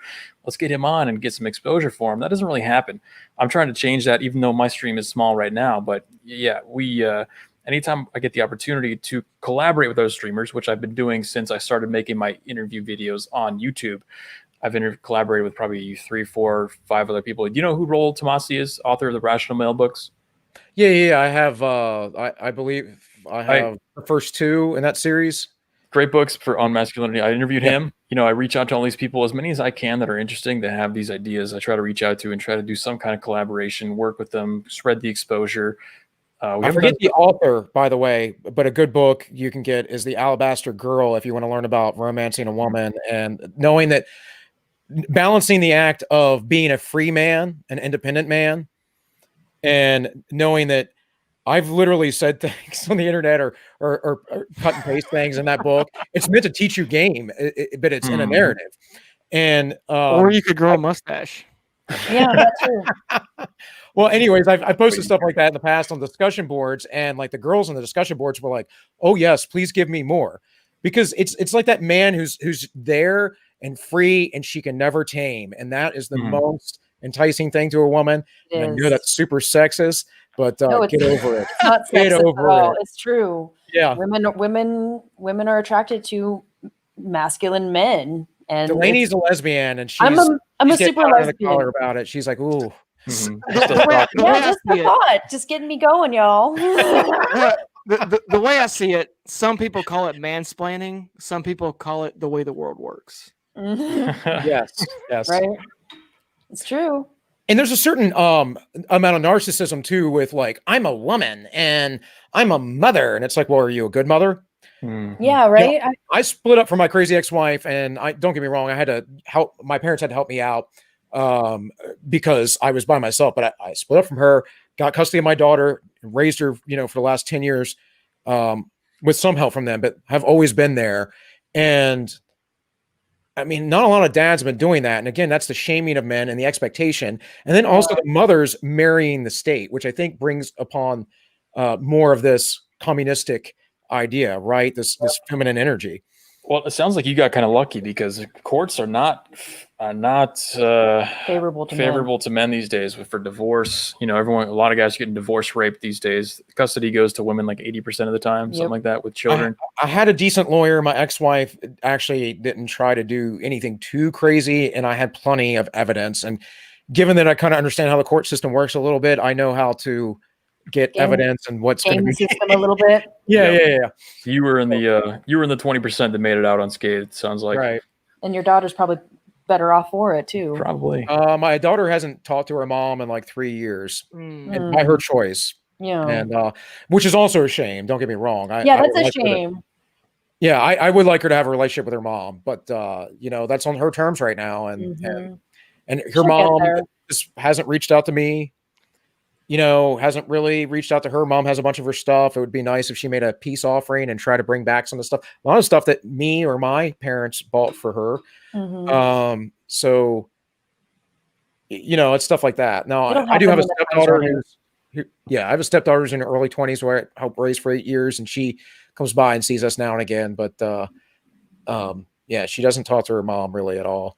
And for me, like, that's something you have to struggle with. As Jordan Peterson would say, you have to go, what is it? You have to go in the belly of the whale and save your father. Well, it works the same with women and their mothers as well. Exactly. Yeah. Any parental relationship that's broken means you're going to be broken, as far as I'm concerned. And don't get me wrong, I get that there are horrible parents out there that you can do nothing about, but you should at least try, strive to make that bridge with them. I was one of the lucky ones who came from parents who were still together. Yeah. Never divorced. I think they've been married like 30 something years. And I never understood the value of that until I got into college. And I started realizing how many of these other people who I could see were maladapted. They have bad behaviors. They're performed poorly. And I kept, you notice patterns over time slowly. And you start to realize that a lot of those issues, instability, intelligence even, is related back to the fact that they didn't have a stable parenthood, childhood. They didn't have parents, a father and a mother, to give them a proper raising, and then they turned out like shit. And I'm not saying that parents are to blame for everything, but like you said, nature, nurture, it's a big part of it. It is. And like I said, the most important thing I think you could do to restore the chaos, to restore the imbalance, is to have kids with the parents in place, and that's pretty much it. Yeah, over time, it'll fix everything.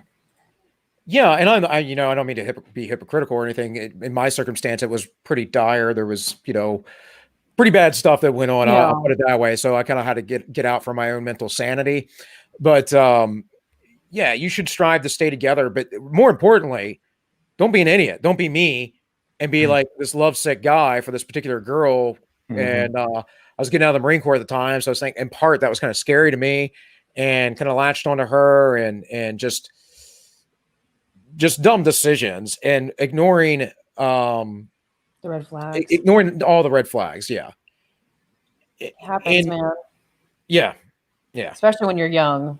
So I'm taking kind of the opposite approach. I got this very strange analytical, logical mindset where I'm like, I don't want to do anything unless I think it's perfect, which is why I'm still single.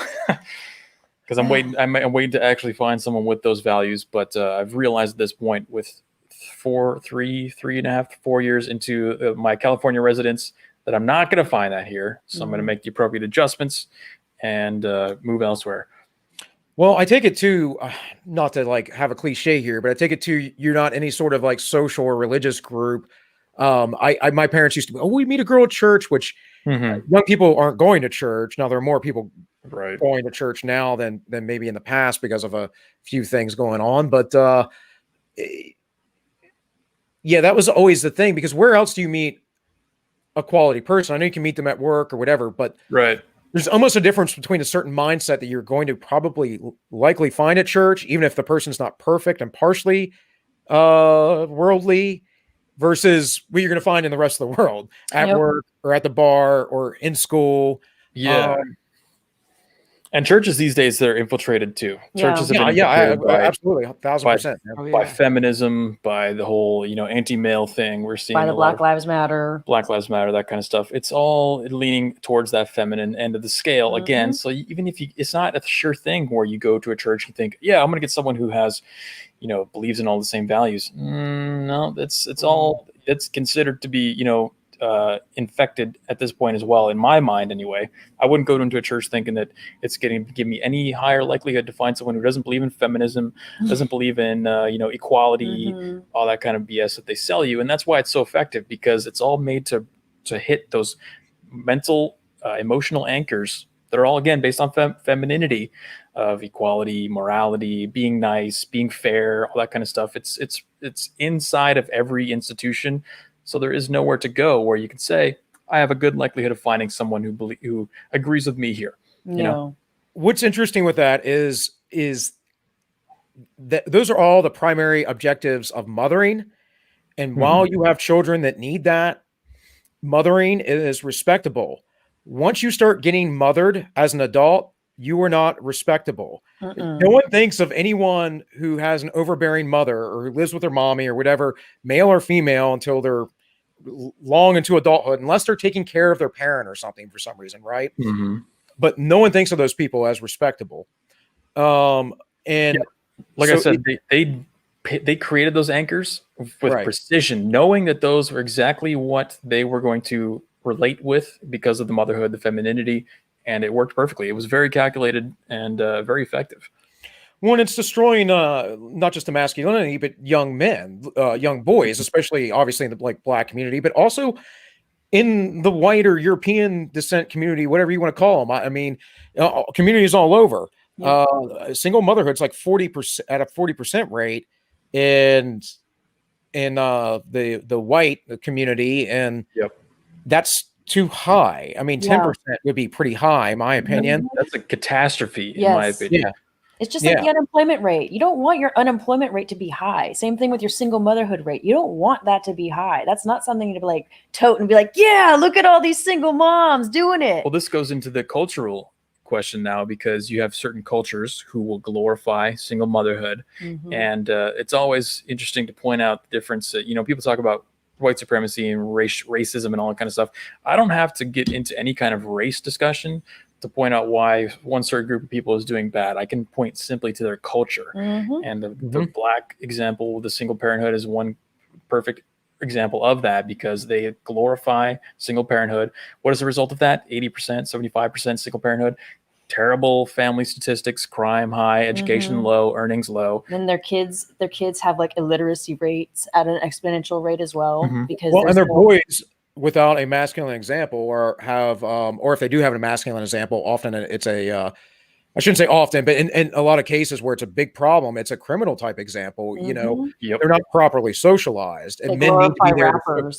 Right, men need to be there to socialize other young up and coming men, and it's a huge deal, because for some reason, all other animals have a nature, but human beings don't, and we can just fit into any niche we want.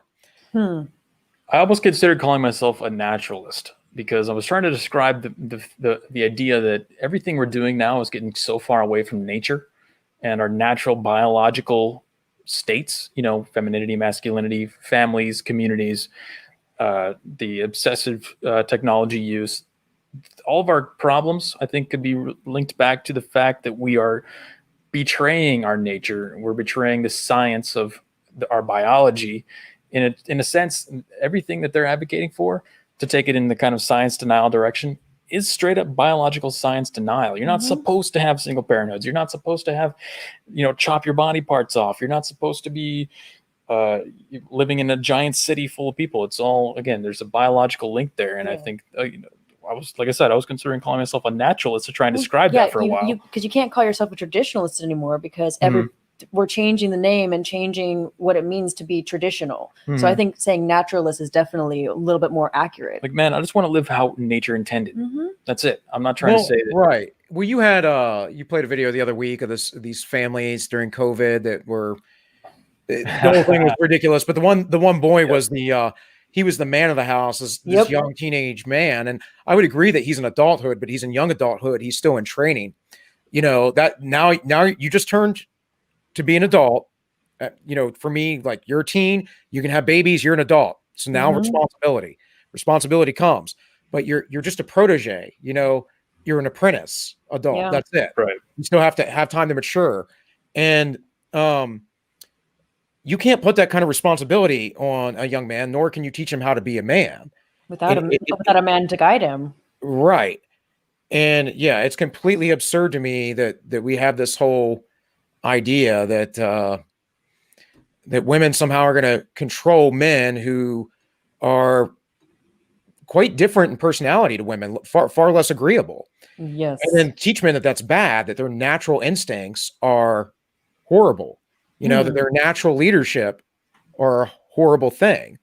It's misogynistic. And what'd you say, Delaney? I said it's misogynistic.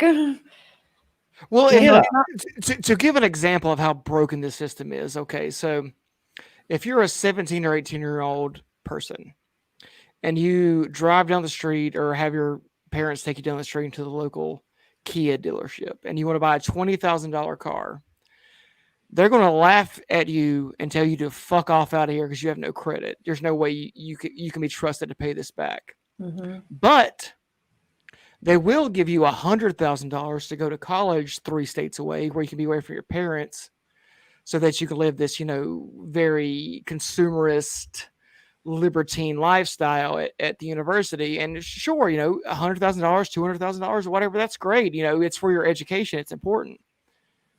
And get ran through by 100 guys. Yeah, these two things don't make sense. Like, we understand that people are young, they make terrible decisions, and we should protect them from those terrible decisions. Yet here we are, we've got a student debt bubble because we've said, well, you need to find the college that's right for you, which of course is, halfway across the country, where you can do whatever you want to do and not be in any social consequences from the people that have raised you. I guess the point of this is that we live in a pretty shitty society that we allow this sort of thing to happen.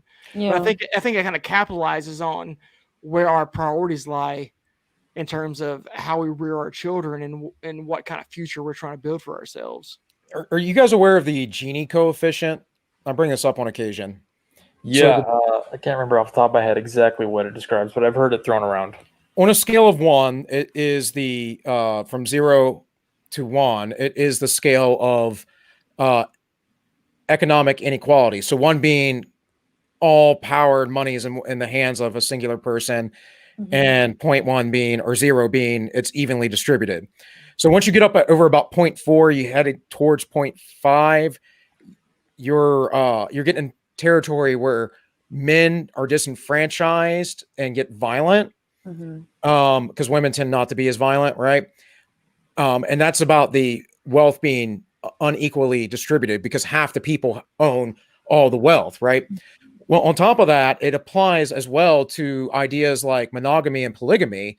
And in ancient societies, we pretty much found out that when men had multiple wives, the other guys who weren't seen as the best males didn't pass on their genes. They didn't get married, or they died in war or whatever else, because men were often seen as fodder.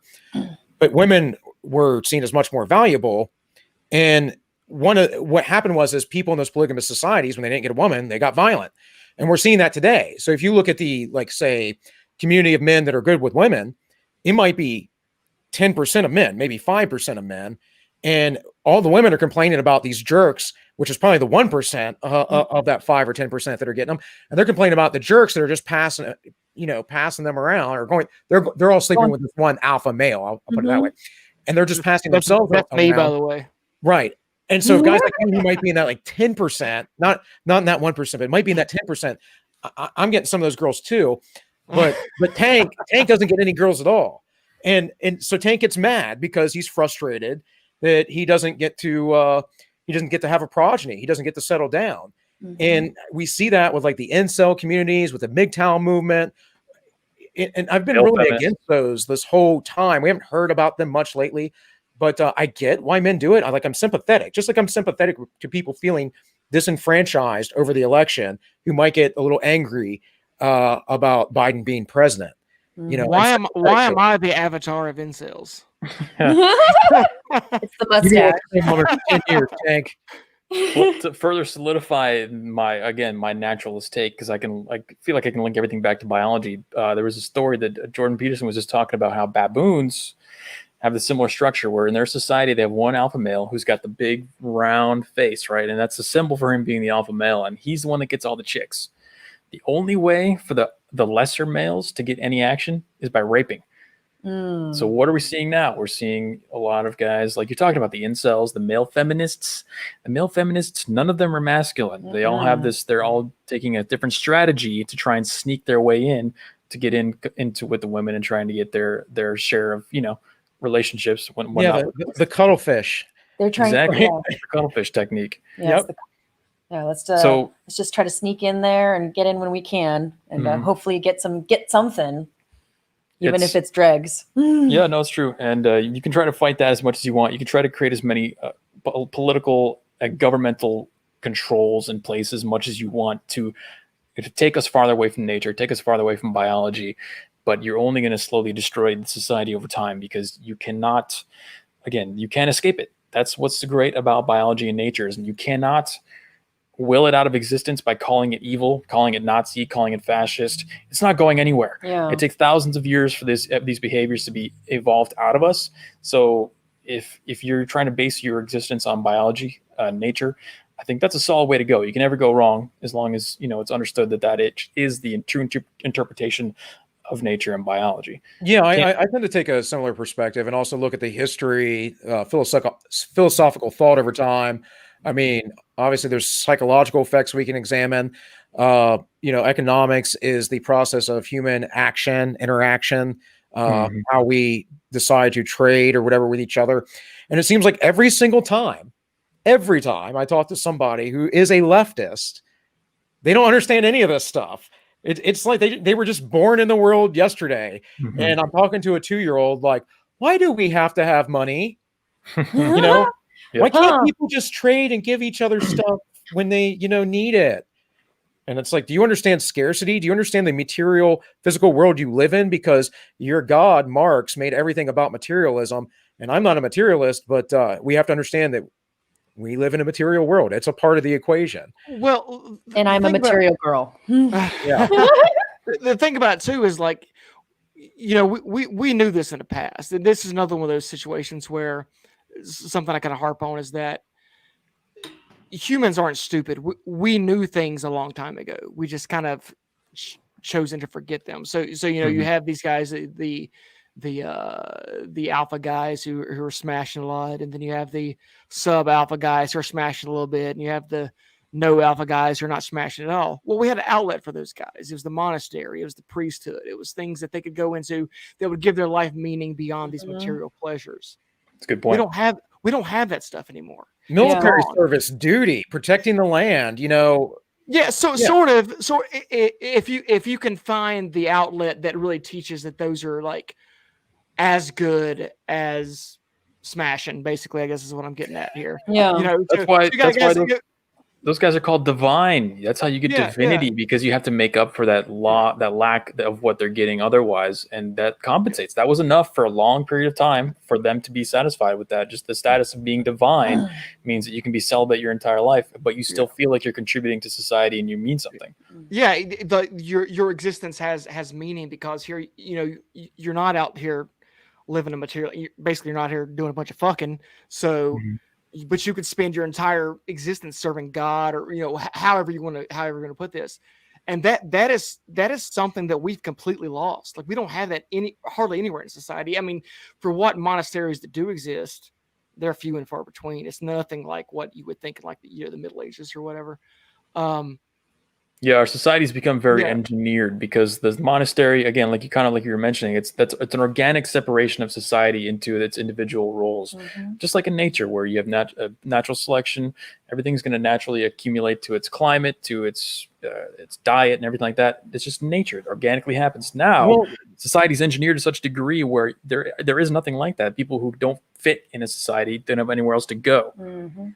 Speaking of returning to nature, you know, that's part of the thing about getting out of the cities, because we're out of nature. We do see this. I mean, I think it's a. Hey, Robert, what's up, Robert? I think it's a perfect analogy that the cities are like zoos. We see this with zoo animals. They don't want to procreate. They get much lazier. They get fat, you know, depending on what they eat. And we get in the state too, where we argue over what should we be eating. And now they're telling you, like, meat's bad for you. Well, they've been saying that for a long time, but meat's bad for you. And it's like, no, meat makes you stronger and it's good for you. You need protein and fat. And actually, grains will make you dumb and lethargic and brainwash. It's actually how I would brainwash you, break your spirit if I wanted to. I'd feed you some gruel and water, and that'd be about it. Yeah, the veganism thing, keep you out of sunlight, you know, keep you isolated. Yeah, exactly. Yeah. The veganism thing is a perfect example of how what they're trying to push is directly against biology and science. Well, human beings are omnivores. We're supposed to eat meat. We always have. That's how we were able to grow the brains that we have, because the calorie density in meat allowed us to spend more time thinking, allowing our bodies to grow over time, things like that. And now, again, just like with every other aspect of life and society, they're inverting it in the opposite direction. So again, and that's another reason, a way to call yourself a naturalist. Yep. Right. Well, that's meat is delicious too. So let's put that on the table. Yeah, absolutely. That's part of the idea of going back to living a more rural, primitive type life and going into and doing things for yourself. Obviously, it's good to have neighbors and allies and have social networks.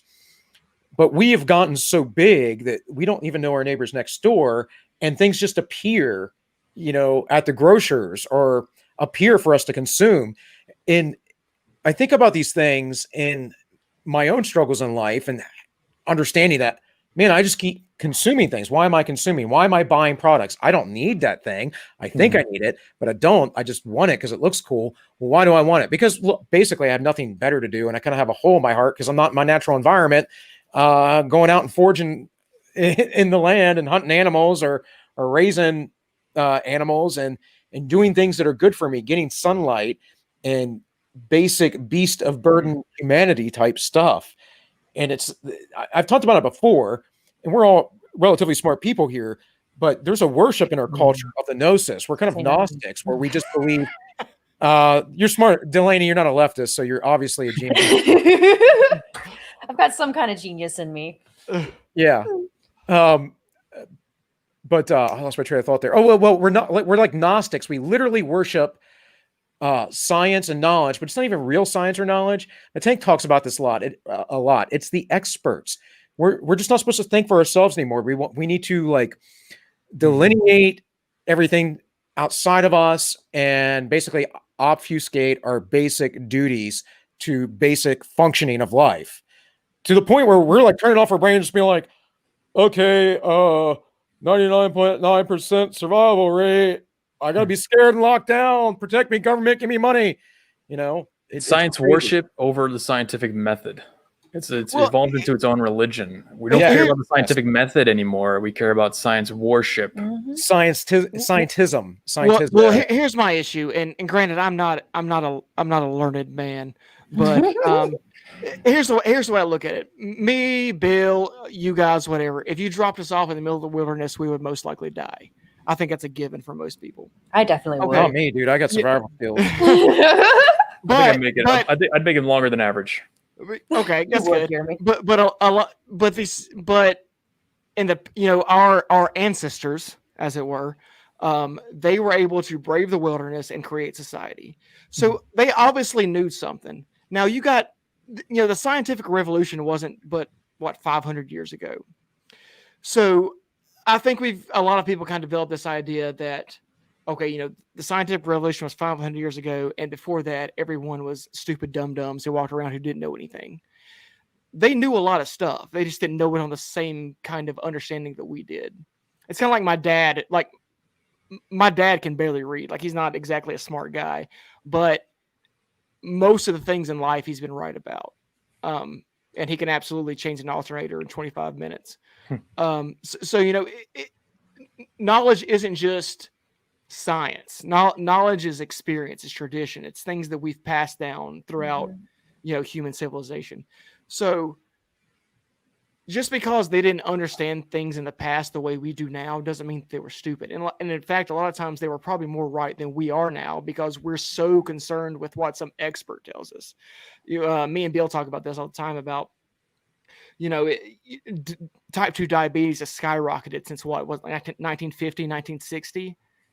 And it's because we started listening to experts who tell us what to eat. 100 years ago, your grandfather didn't listen to any expert what to eat. He ate what his grandfather ate, which was bacon and eggs. And he lived to be 150 years old, And now we've got, kids that are type 2 diabetic.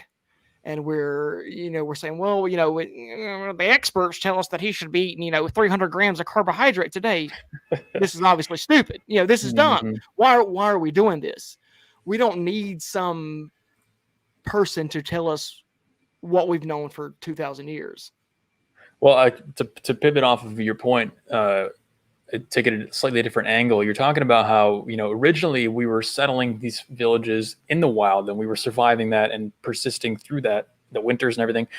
But what people don't realize is that the evolution of a society is not a linear straight line where all you're trying to do is maximize the comfort, because that's what it is. When you're first starting out, you're trying to maximize comfort. You're like, we need a tent, running water would be nice. I can't keep taking a dump in the bucket over there. We need some food storage, maybe like a refrigerator. You're trying to increase your comfort. And we got into a mindset of where we just need to increase our comfort to where it's just at an infinite level. Like I can sit on my couch, open my phone, have food delivered to me. I don't even have to move. It comes right to my door. I don't even have to go out and chase the chicken or nothing. But that's at a certain point, you don't just get diminishing returns when the comfort to work ratio gets too high. It's destructive. It's where we start to see obesity. Right. We start to see people losing those skills, losing the ability to run a mile, losing the ability to start a fire with wood, to where it's so bad to the point to where if society were to collapse, there was not even going to be a level of knowledge to retain the ability to farm. We can't even maintain agriculture. If we collapsed, we've lost all that knowledge. We've gotten so comfortable that we couldn't even rebuild society. We'd have to basically start over from scratch, like in the caveman age. Good times. Yeah, I don't know if you're familiar with this, but you were actually channeling Dr. Theodore Kaczynski, also known as the Unabomber, in your process. Because I talk about this a lot. Actually, it's kind of my thing.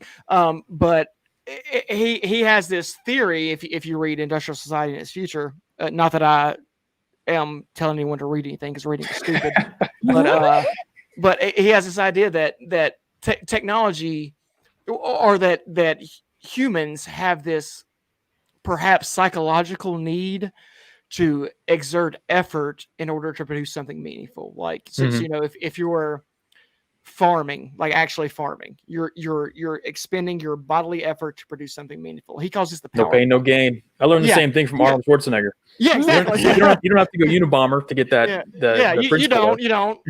But he decided that you're expending something or to gain something, and that technology has kind of undermined our process to do that. We have definitely. We have all these machines and stuff to do all this stuff for us. So we're we're constantly chasing our tail, trying to find this meaning that we've sort of lost. I think that's kind of what you're getting at. That's why depression, anxiety, all that Yeah. stuff is so high, because Yeah. nobody has any way to generate meaning in their lives anymore. Yeah. On a hard Right. day's work, Yeah. as much as mundane as that sounds, it does generate a sense of meaning and purpose within you. Well, because you're too busy. You're too busy working in order, not sitting there thinking about, oh my God, what does my life mean? It's like, no, And my consuming. life means this. That my life means get up, work, and then go to work hard, take care of my family. That's Well, what there's my life is. honor in that too. There's honor and responsibilities, and that's another part of what is coming out of the left is the erosion of honor and responsibility. Yes. Right now, that's considered whiteness, and I say it all the time. Much like the Nazis scapegoated the Jews in Germany, white people are being scapegoated now, and it's really crazy to me because we're the majority, at least in this nation, and yet we're supposed to be horrible people. The bigger plan really is to move people from other nations here because they want to depopulate the southern hemisphere. I mean, that's like deep down the rabbit holes, but that is the stuff that they say. They want to save Mother Earth. It's about depopulation. And so we're going in this whole thing where they're saying, well, we don't have replacement rates. Okay, well, as technology is going, we're not going to need as many laborers necessarily either, especially the way you're talking. But it's not about that. It's about giving excuses and reasons to bring people in and devalue essentially the marketplace and get everyone hooked on this, UBI stuff and whatever else. So there's so many rabbit holes with this, but they all interconnect. And I think to boil it down simply, like Jeremy said, it is definitely a battle against nature. For me, from a Christian type perspective, that nature would be God. It's the universe he set us within, right? There is a sphere, a place that was just set in the motion, and we have to live with those rules. And I think that when it comes to economics, those are rules. I say I will use the term laws of economics with lefties on purpose and watch them like cringe. They're like, I don't think that there's laws of economics. And I'm like, no, there actually really is. First one, have you ever heard of scarcity? How about division of labor? Those things are like realities, guys. And they think that they can go in a factory, in a plant, and one day be the foreman, the next day be a lineman, the next day be one of the cleaners. And I'm like, do you understand that the guy who's cleaning the floor has that job because he's probably not very good at other stuff, and that's okay. And we can respect that too. And that the foreman is probably there. Yeah, maybe sometimes there's some cronyism or some nepotism or something there, but he's usually there because he's competent. He's more of a competent person who knows how to lead people. And you're working the line because that's your level of competence.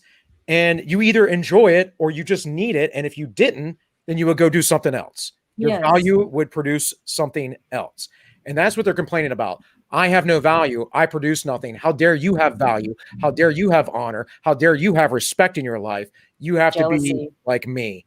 I mean, it's jealousy. It's really, it's super, super jealousy. You're getting into, you're getting into meritocracy now. And that is, again, going straight back to nature. That's a very natural thing for societies of animals to arrange themselves in hierarchies.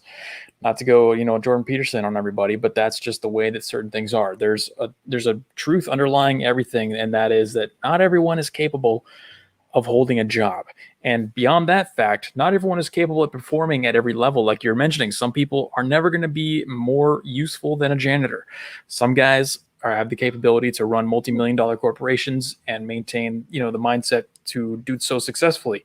There's a tier system in this world. That's just a fundamental fact of reality that you cannot shout out by saying it's immoral. You can't call it fascism. You can make as many controls in the government as you want to try and compensate for it, but it will outlast your government, and it will be, again, like the eternal truth, or they want to call it nature, God. It's basically the same thing. It's not going anywhere. It's simply the truth. Yeah, Robert's saying Peter principle here in the chat. One of the things, I think is I'm never going to win a spelling bee. I'm horrible at spelling. I mix up numbers and stuff all the time. Like today, the more tired I am, the more it comes out. My brain's not functioning at full capacity. I had to learn growing up. I mean, I couldn't read well until I was in like fourth grade. And it's because I've learned compensations. It wasn't until my 20s that I became a reader. Like I would read comic books and every now and again I'd read the book I was supposed to read in school. But for me, it was like magazines and comics and stuff. It was more condensed. It was easier for me to absorb. And it wasn't, again, until in my 20s that I started reading like deeper things or understanding deeper things. And that was a limitation for my growth, maybe. Or I learned these compensations and it took me a certain direction. I think with that, I can also, though, I see things on a bigger picture than instead of all these microcosms, which I think we do too much of. We break things down into too many little fractions of things when we can judge most things on first principles. We can say, a duck is a duck. They might look a little bit different, but they're still the same thing. They're still the same kind of animal.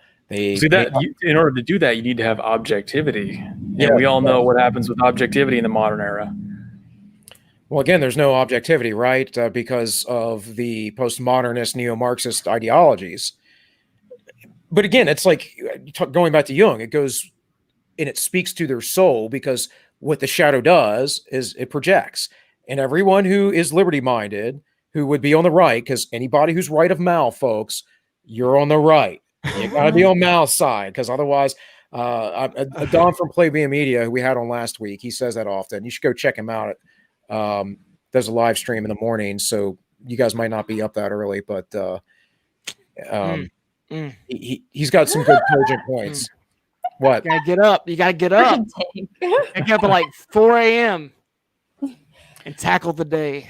I have to limit my consumption of media to the stuff that I can cover in my own streams.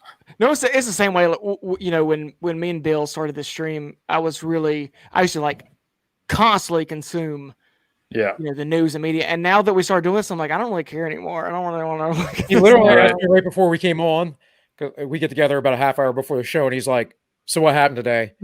And I was like, "Well, I watched UFC fights because they had them on at basically the inauguration, and like, who cares?" It's an outlet. But to kind of go back, I guess some of the stuff we're talking about here is one thing I've noticed in my life is that the most well-adjusted men that I meet are people that, one, wrestled in high school, and two, went directly into construction once they graduated.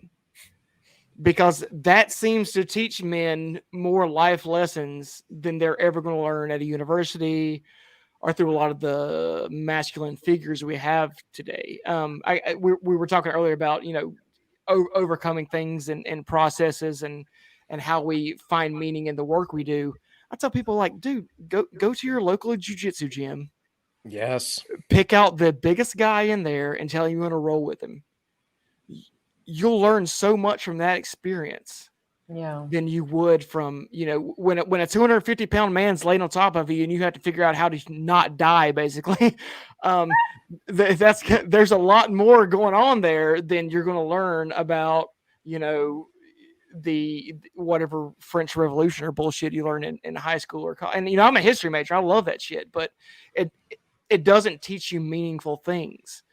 And we've kind of lost that as a society. We don't have meaningful masculine, I guess, for lack of a better term, lessons like that anymore. Mm-hmm. We also have an arrogant society. We have the society that doesn't want to admit its own sins. Like a Christian philosophy, a Christian principle. Christ said, confess your sins to one another. And part of that is understanding your weaknesses, not just maybe within your moral principles, but just your weaknesses in general. Yes. Understanding who you are, know thyself, that whole thing. It's interesting that Jeremy and I keep going on like with Peterson stuff. I've read both his books. I'm sure you probably have. And I've watched all of his college lectures that he was putting out the other year, and a lot of his interviews to the point where I couldn't keep up anymore. Every time I finish a YouTube video, and regardless of what I haven't even watched a Jordan Peterson video in like 6 months, but every time I finish a YouTube video, YouTube will autoplay a Jordan Peterson video for me. So YouTube is just like, you assume Jordan Peterson. And I'm like, come on, man, I've already read all of his stuff. Right. Well, it does that with me too. But the whole thing is, it's not because Jordan Peterson revealed anything to me. It's because what he was saying was right, and I understood it. Mm-hmm. And I think that was the big thing. A lot of people, as he would say, even those who didn't know they understood it, all of a sudden, okay. Right. And that's why it was so important. And so many people degrade that man and what he's done. Of course, they're going to. Obviously, there's going to be haters, right? Yeah, he makes too much sense. So when you make too much sense, we gotta tear you down in a couple notches. You can't talk about anti-postmodernism and get away with it. Yeah, I want to touch on what Tank said, though, because before we get too far away from it, the wrestling and the construction working thing, I'm working with a theory that I think there's something to, as men, we need to, I think we, in the true image of God, we are builders. We are kind of gods in our own way, where we take an image or an idea in our head and we create that thing in the real world.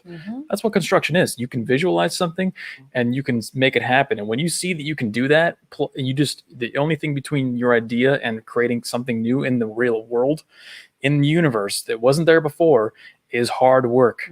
That's all you have to do between you and creating something that wasn't in the universe before. And there's also something to the physicality of it, where you're wrestling with somebody and you're moving heavy blocks and bricks and wood and hammers and punching and hitting and all that kind of stuff. The physicality of it, where you're interacting with the physical world, you cannot get too far away from interacting with the physical world. Think about all the leftists, how physical they are. They don't wrestle. They don't fight each other. They don't go to the gym. Show me a leftist who's jacked and goes to the gym. I've never seen one in my life. These people don't embrace physicality. They don't work outdoors. They don't take manual labor. They don't do blue collar jobs. They don't work construction. They don't work oil rigs. They're all intellectuals. They're part of the intellectual class who deals with the ethereal, the realm of philosophy and ideas. And that's why they're so twisted and backwards, because they never interact. They're sitting and thinking too much and not building anything. They don't interact with the real world to test their theories, because in the philosophical world, in the theoretical world, you can just say something and propose it and nobody can disprove it, because it's just a thought. It's just an idea. It's just a hypothesis. But if I tell you you can build a 6-foot wall out of 3 blocks, you try to do it and you cannot do it. You realize now you have to reevaluate your thinking. You have to reevaluate the reality. You're interacting with reality, and it's either going to work or it's not. And you have to get physical in order to do that. Hey, Tank, I know you want to say something, but real quick, just if anyone's joining in here recently, I don't know, we've had some people in and out, but please like, share, subscribe. I have links to my own channel in the description. I have Jeremy's links in there. In any case, there's that. The other thing is how long do you guys care to go? Because Tank, we can go as long as you want, man. It's whatever. I'm fine. You guys can call it when you want to call it, but this is a good conversation. So I'll call Hardline in 45 minutes because coincidentally, I've got to go to the gym tonight. Yeah, man. No, yes, whatever. I'm good for whatever. But it's kind of to your point. You're right, and me and Bill talk about this a lot. About I do kind of stay plugged into leftist spears, just to see what's going on. And what I've noticed is you'll see a lot of outspoken socialists or whatever that are really concerned because their philosophy is all about connecting with the working class, and they can't ever seem to do it. Like, your average socialist is not a construction worker; he is a college professor. Yep. And intellectual. Yeah, exactly. And part of the reason is that the working class doesn't give a shit about their ideals. This idea that like my brother, he works in he lays foundations for homes. He works in concrete. Like literally concrete ideas. Like, he's like, I've got to lay this out and it's got to work. Yep. Concrete. If some socialist was to walk up to him and say, "Hey, did you know, by the way, that your boss is stealing your labor value in the how's Marx put it? You're stealing your labor value in the form of surplus value, which is profit. He's stealing your labor value, bullshit, whatever it is.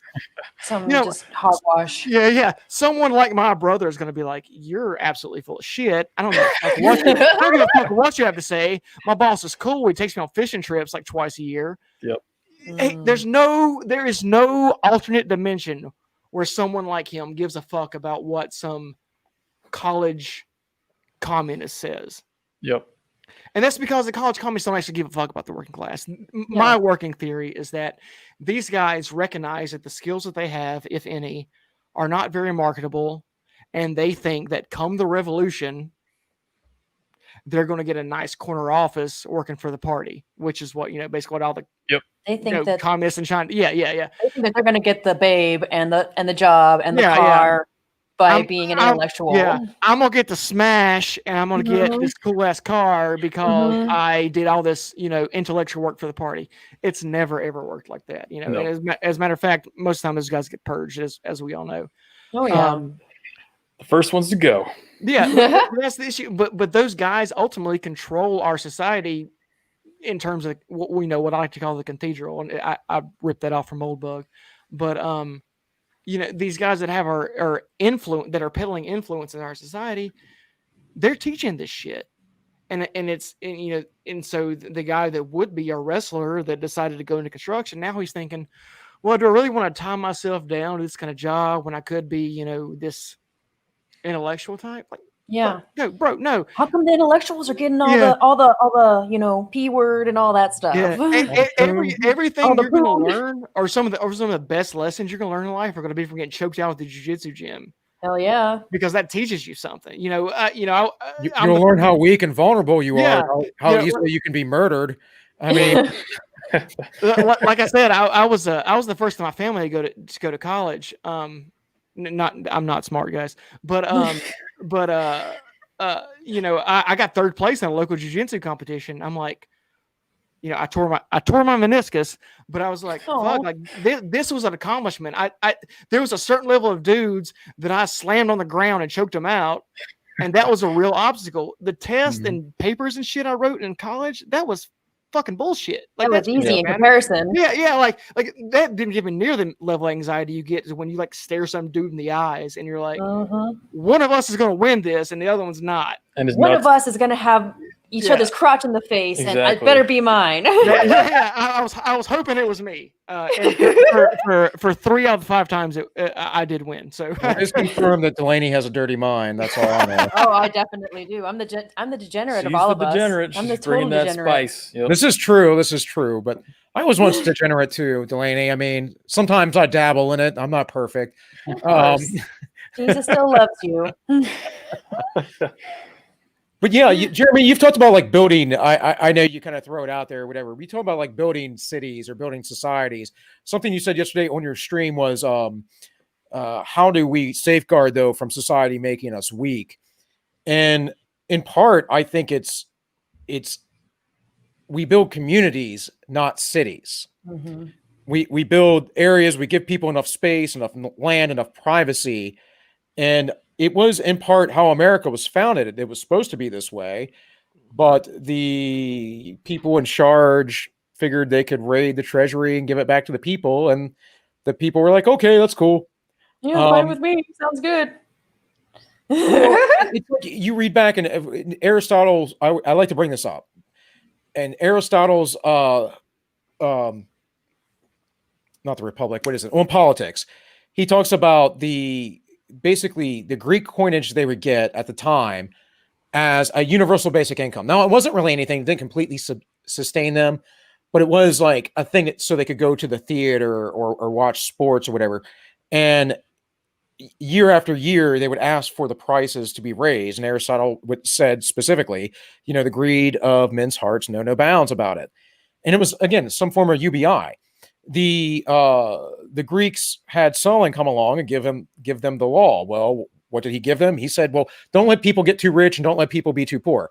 Well, that's like a socialism. It's no wonder why Plato wrote a whole utopia where the family is completely dissolved. No one can see any evil. No one can hear anything that's going to hurt their brain because it might corrupt them and make them evil. Only virtuous stories can be told. The children will be taken from their families and they will be programmed. We will sort you into the class that you are. Those who embrace their belly, they're the passionate class because they're driven by their hungers, and those by their heart, they're the noble class. They're the brave. So they'll be the police and enforce everything, the warriors. And then you have the guardians, the philosopher kings, and they will tell everybody exactly how to run things, what to do. And it's like we've been struggling with this for over 2,000 years, and it never works out. It doesn't seem to work. I think we should just leave everyone alone and maybe loosely organize in some sort of incorporation or some sort of bond just to take care of each other, to have advantage, to not have to do all these things by ourselves. The biggest question mark and the biggest problem is that if you were to go and say form your own breakaway society, how do you stop it from falling into the same pitfalls as society did before? Because left to our own devices, humans, I think, Tank and I were talking about this, we have an innate evolutionary drive to try and make life as easy and comfortable as possible because we're used to having to fight winters and wolves and wild animals and not being able to store food and things like that. So we're naturally inclined to want to make things as comfortable and easy as possible.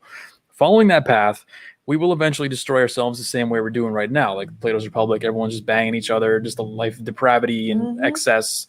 That, again, it's not going to, it's going to eventually destroy itself. So you have to kind of build in some kind of safeguards, which I think is something what, for example, the 10 Commandments are. It's a rule book that even if you don't believe in the actual religion behind it, it's a rule book for society to live by, saying if you follow these rules, your society will persist. It'll last for a very long time until you get to such a crazy technologically advanced level that maybe you need to revise these rules to some degree.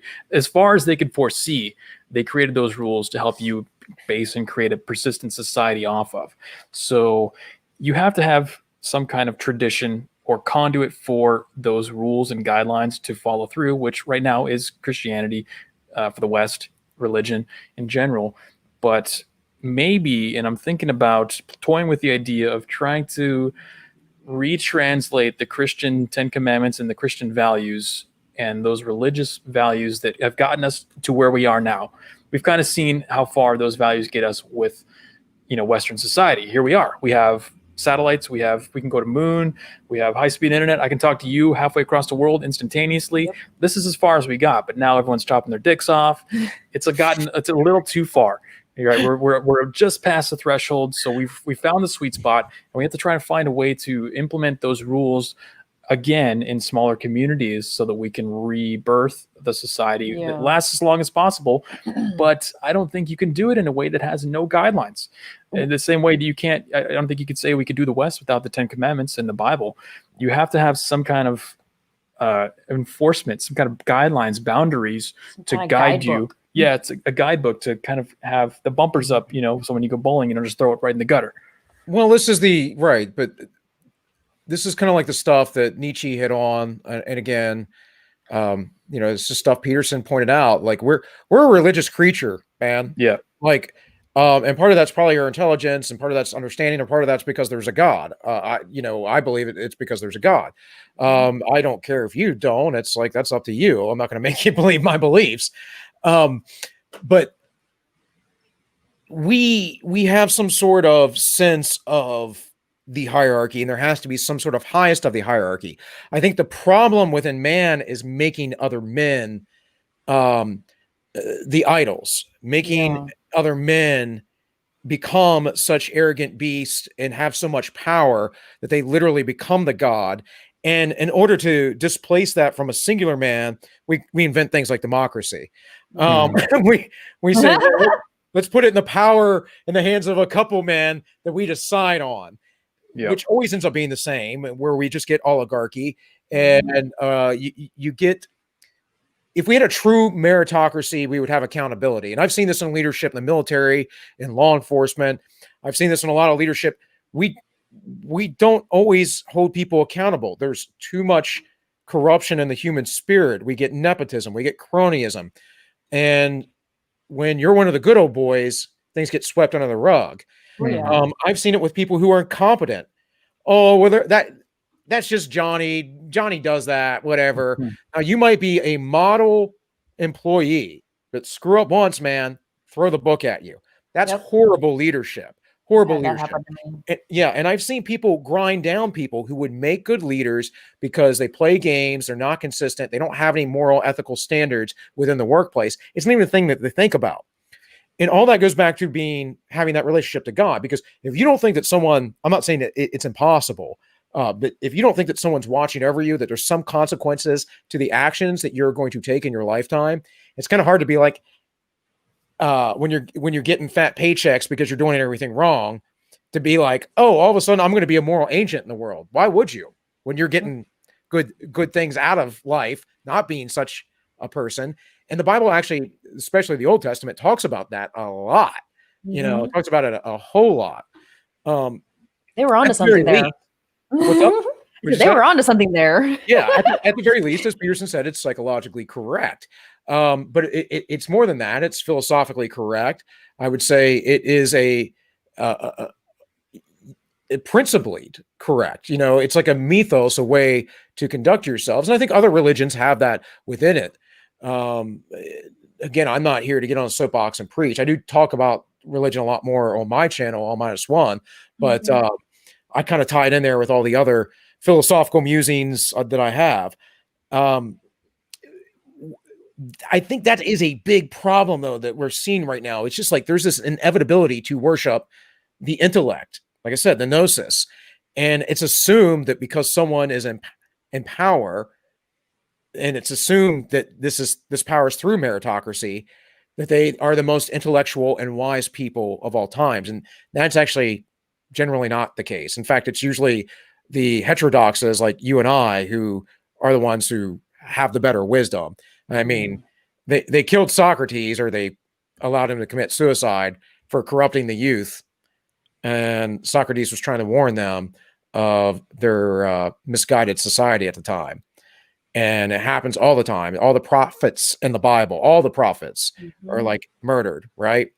And at the same time, you see Israel go to the wayside, get taken back into slavery. Interesting story, happens over and over again. Yep. And for some reason, we have to be repeating this over and over again as well in this day and age when we have the internet with all of this information at our fingertips. We just went through like the most horrendous century of democide ever.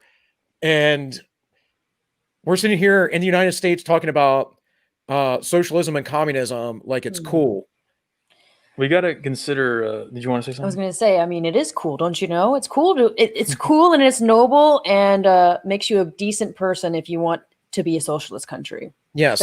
That's the brainwashing. The meme with all the icons. I mentioned this last week. The meme with all the socialist icons. It's a party. Yeah, ooh, fiesta. No, not a party, a Make fiesta. It cool. Make it cool. We all bachata together. Consider these people who I refer to as the mutants. In a purely biological sense, they're mutated for maladapted evolutionary behavior, behaviors that would otherwise lead to their deaths and the end of their gene line. Right?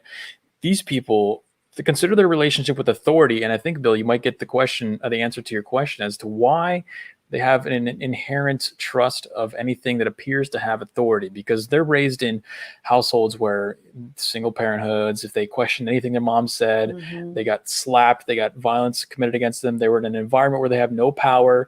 If they question anything, then they get retribution immediately. So they're conditioned to they see something that appears to be an authority figure. They know they don't question it. They don't answer. They don't ask why this is an authority figure. So when you see something with an inherent size, like the government, oh, it's really big, it's everywhere, I have to pay taxes, I get mail, there's a post office, there's a road out there, that must mean that the government is a real thing with actual authority over me. So I therefore inherently just trust it. I'm not going to question it. So I would just say, you got to figure out where these people's relationship with authority came from and how they were taught to interact with authority. Yeah. And you might get some clues as to why they just unquestioningly ask for more government authority over their lives. Well, what gets me is like the leftists hate the government, but yet they want more of it. Like that's what baffles me about them. They say they hate it, but they vote for people that want more of it. And it's just the mind Olympics to deal with that. It's corrupt, but we need more of it to uncorrupt it. But there's no, like Jeremy just said, it's the mind virus. There's no logic in anything they say. It's about power, right? And that's the same thing with the communist versus Nazi or communist versus fascist argument. Like the fascists didn't have free markets. I hate it when people tell me that. I hate it. It's like, folks, that was a third way. They considered it from between socialism and communism. It was just the third way. Yeah. And it was maybe a little bit more free in the market, but communists and socialists have markets. Markets will always exist. Black markets will always exist. It is a thing that we do within human nature. I mean, you could even say that animals, to some means, have their own forms of markets and how they interact and trade things, depending how complex their own social structures are. Yes. So mating markets, of course, are for sure a thing. So, it's again, it's that structure, it's ignoring that hierarchy. And for me, a lot of it is they want to make themselves their own gods, but it's almost like if they worship the god and kiss up to it enough and they believe hard enough that they get to participate in that divinity. It's kind of weird. If they worship the statism enough and they cheer for it enough, if they believe in the authority of your white patriarchal sexist stuff, that somehow they partake in the godhood of government. And it's mind blowing. I think to any one of us who are maybe logically rooted. Yeah, even somebody as dumb as me, I can see how stupid that is. You're charming. So you don't need, it doesn't matter if you're smart. So exactly. I make up for my not having so much smarts with my good looks and charm. Me too. I'm in the same boat. But you make up for it with your mustache tank.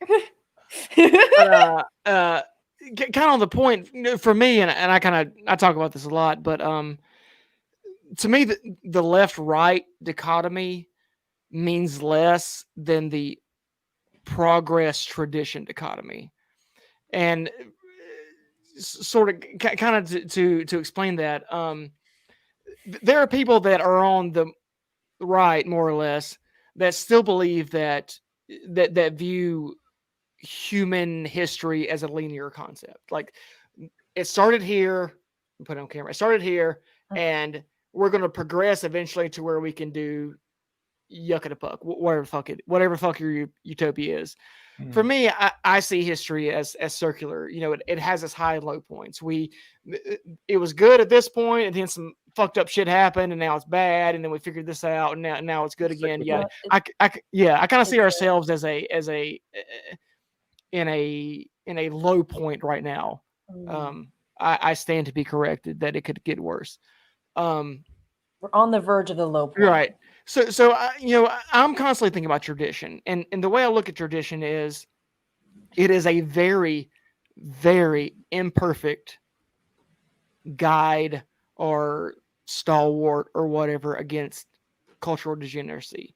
So, like, me and my wife was having a conversation not recently, but in the past, and she was talking about women in the military, and I didn't really have an opinion at the time, but she was arguing with my buddy who was in the Marine Corps, who did not believe at all that women should be in the military. Hoorah.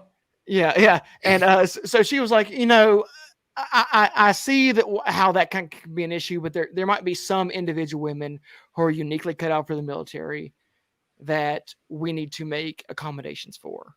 And his argument was, yeah, fuck that. We're not doing that shit. And the way that I saw it was, regardless of whether tradition is wrong or whether it's not as high fidelity as we'd like it to be, it does provide a certain robustness against the cultural degeneracy that we see now. So, you can look at the 1950s, or in my case, the 1450s, and think about, like, how that was so shitty or whatever. And maybe that's your outlook. But for me, the way I look at society is, I don't want to live in a society where little boys chop their dicks off. And that didn't happen in the past, and there was a reason for that. And there may be like a mountain of logical fallacies that I'm. Well, Tank, let's correct that. Sometimes they were sold into slavery, and it was done. Okay, yeah, they were eunuchs. But it wasn't something where, like, some single mom was telling their little boy to chop their dick off. Well, and eunuchs weren't chopping their dicks off and going around and claiming that they're women. Eunuchs knew that they were. Yeah. They were just men that had no, no junk going on. Yeah. Whereas, nowadays they just cut their junk off and, like, look, I'm a girl now. In Middle Eastern Muslim societies, often they were highly prized as advisors and stuff like that. So it had a whole even in Chinese society. Yeah. Well, they did overthrow the Tang Dynasty, but that's a whole different history lesson. So for me, I'm like, obviously from where I'm viewing the world now, in the past, that was better. And if tradition was what kept that from being what it is today at that time, then that's the way I kind of judge the society we're living in. Yeah. And it's absolutely imperfect, and it's not scientific at all. And it's not, there's not more or less a series of experts to tell us that's the way it is. But it's also pretty intuitive to look at it in that lens. I feel like I don't know. Maybe you guys have a different opinion. So what you're talking about, Tank? I refer to it as the perfection fallacy, Right? because everything that the left is driving for is based on the idea that perfection is attainable, right? Because think about it. Yeah. Last year there was 12 unarmed black men killed by cops, and they burned the entire country down because of it. Ask them what number is the acceptable level of blacks being killed by cops, right? And they'll tell you, well, 0, obviously, and 0 is not attainable. That's not every premise that they are enacting. Every action that they're enacting is based on the premise that perfection is attainable, and the way that drives itself forward and perpetuates through history. And we don't just realize, like, hey, did you know perfection is not attainable? They keep referring back to the past. And they say, oh, remember how bad it was back then? Remember how bad it was 100 years ago, 80 years ago, 60 years ago, 40 years ago, 20 years ago? That's what they use that methodology to drive the false premise of the perfection forward into the future. And it's an always unattainable goal. And regardless of how much they chase it, they're never going to get there. Yeah. Well, and that's the thing that I think, politically I've kind of been leaning towards when I've heard people say, well, it's a good thing you didn't live in the 1700s. Well, really, what was so bad about the 1700s? Right? What was so bad? Little boys weren't chopping their dicks off, and you found meaning in farming. A lot of people don't have that now. Yeah. And for me, that's kind of why I'm less likely to call myself a conservative, because I feel like a lot of conservatives are like, they want to go back to the 1950s. And the joke I make is that I want to go back to the 1450s. That's time. And it's not perfect, and it's not some super utopia or anything like that. That's not something I try to sell. It was much more simple back then. Yeah, it was more simple, and you could find meaning in your life a lot easier than you could today. Yeah, women found joy and meaning in being mothers, and same thing with men. Men found joy and meaning in being fathers and taking care of their children and working their land that they worked their entire life. So, but that's been lost. But how do I get likes? Right, bro. Get likes by posting shirts of yourself. Retweets. Yeah, you need to post pictures of yourself shirtless and sell butthole pictures on OnlyFans too. That usually helps. Delaney, you make a point though there, or you spurred something to mind about women, because we do talk about the loss of masculinity a lot, but there's a huge loss, of course, of femininity and the polar switch of the sexes. And women are more social by nature, right? This is Big Five personality. It's cross-culturally studied. It is science. We have different brains, men and women, different sections on the brains. Amygdalas are different, certain social sectors. Obviously, hormones make us more social or antisocial. So there's all these factors. And women would be competitive with each other for an alpha male, but generally women would keep each other in line in society. And so they would all come together for the rearing of the children and such. Yes. And the older woman would be the matriarch, the head of all of this. And what we're seeing is well, the matriarchs now are acting like men, right? They don't have any men. Children. They're becoming men now. Right. Yes. Well, I mean, or the matriarchs are Caitlyn Jenner. So, not even real women. Spicy. Yeah. I am spicy. All right. That's a little bit of Mexican in me. Bachata. In any case, but we're seeing this breakdown, and again, I like Camille Paglia a lot. She talks about this of the breakdown of women's culture, and I see this often that women just have all these toxic female relationships. They're not appropriately guided because there's no appropriate purpose for them, because it's all about getting that D and having a fun time. Or in your case, the vajay, whatever. The vagine. But no, it's all about having that party life and I get the party and I get to do this and that. And when I'm 35, 40, I'm going to settle down, except for no guys want you because your eggs suck now. Yeah. I'm not sure. Up, hon. Right. And for you, obviously, you're not going to be in a relationship with a man. So maybe you've made the decision consciously you don't want children. But for a lot of women, they would just do better to, hey, focus on children. Actually, you want to go to college? Go do college later, mature a little bit with children, get that out of the way. Because really the first few years of child rearing is the worst. Maybe first 3 to 5 years. Kids get easier, especially with discipline, especially with parents around, especially when you're not allowing your kids to be culturally manipulated. Like this whole idea that we socialize our kid. I don't want to crap on my sister, but my sister does this. She's into the whole idea. Oh, you got to socialize them. Got to socialize them when they're young. My sister has 5 kids. I'm like, you can socialize them with the family. You don't have to send them out in the world. Yeah. What's wrong with cousins? What's wrong with aunts and uncles and grandparents and right? Why don't you get to control the society in which you socialize your children? I mean, that's one of the things about multi-generational family is for. Yes, or churches. You get to choose your church. Growing up for me, I didn't have like a lot of friends from school. Like I had kids that I went to school with, but when it came to like people that I hung out with outside of that friend circle, it was all cousins and aunts and uncles and all that stuff. It was mostly family. But how many women are training, we were talking about men being trained up to be men. How many women are training you up and nurturing you to be a woman? How many women, I can tell you as a dating man, I like to cook, so I do it. And I'm a bit artistic. So I take food porn and whatever. And I like photography and all that kind of stuff. But so I make really good food that looks really pretty. I don't always expect that, but I also have dated a lot of women that just don't cook. They're a complete mess. Their bedrooms are a mess. Their cars are a mess. Their life's a mess. Nothing is straight. And then you're supposed to maybe hitch up with me later on, and I expect you to help me run a household and raise a family. No, you have to have some things in order. Yeah, I'm not going to want to have children with somebody that doesn't know how to clean their room and take care of themselves like that. Like no. Right. Or doesn't understand the value of lobsters. So just remind me of something there, Bill. I dated this chick at one point, and she was all about like she's pretty left brain, she's kind of like a punk rock chick or whatever. But she's all about how she was like a super good cook. This hoe could not make mashed potatoes unless they were in a box. What? I said, look. I said, hoe, look. Oh. I'll make you some for real mashed potatoes with real potatoes and butter and chives, and it's easier than a box. And she just didn't get it. She was just like, yeah, I want to be a housewife one day.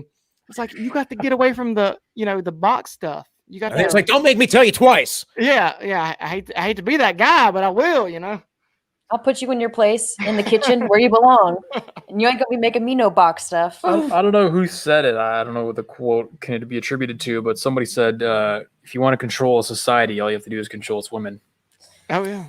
Well, because men who don't hold their ground, like we've had a weakened masculine society, will be pushed by women. The women won't respect you. One of the things we were talking about the government earlier is. I've said it for a long time, for many years, that we have the two-party system because we have the Democrats who is the feminine and the Republicans that are masculine. The problem is the masculine, they're all weak and just going along with the woman. And if you're a man in a relationship with a woman who is in charge, generally, I'm telling you, you're going to be miserable. She's going to be pushing your boundaries. She's not going to respect you. She's going to do whatever she wants. And I've found guys, it really saddens me. It breaks my heart. I found guys that have gone a very long times without relationships because they can't figure this out, or they have a woman, they've been in a relationship for a very long time that is leaving them for some other guy. And they're like, I did everything for her. I waited on her hand and foot. And it's like, yeah, you were her slave. Right. You were her slave, not her boyfriend or husband or whatever. Right. You weren't having an appropriate relationship. And again, that goes back to like game stuff. It's like, you want to pick up girls? Okay, start acting like a man and treat them like you're the boss. Yeah. You are the boss. Yeah. More basic than just game. It's just simply, again, as the naturalist, I got to keep pointing it out. You're not representing the natural order of the relationship. The man leads the woman. That's how it's always been. Yep. And they're programmed to behave that way. So when they're interacting with somebody who is the inverse of that, of course they naturally feel disgusted. They don't have respect for that person. So it's no surprise.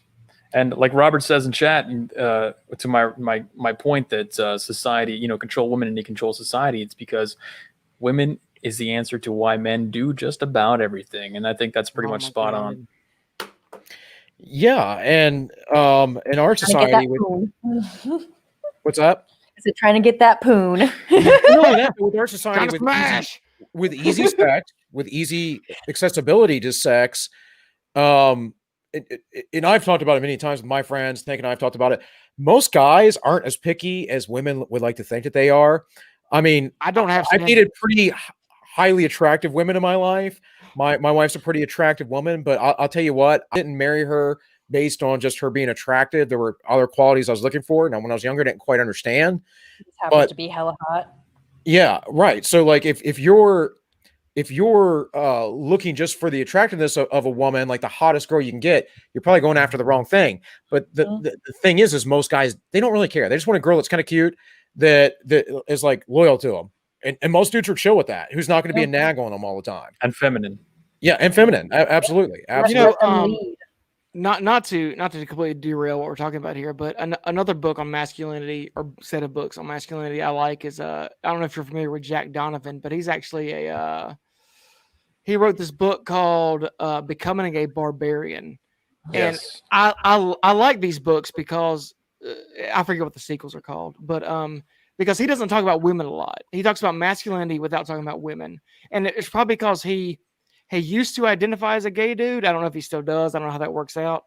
But at one point the man was gay. That's all I'm saying. Yeah. So, but he talks about the tribe a lot. Like you as a man, to simplify, you need bros. And you need bros that have your back, and you need bros that's going to teach you things, and bros that you can bounce shit off of. And I think a lot of dudes do kind of lose that in terms of when they're looking for masculinity, because we talk about wives, we talk about settling down and having families, but at the end of the day, you do kind of need like some dudes that has your back. We were talking about this with Don the Pleb in terms of like, are you going to fight back against the system?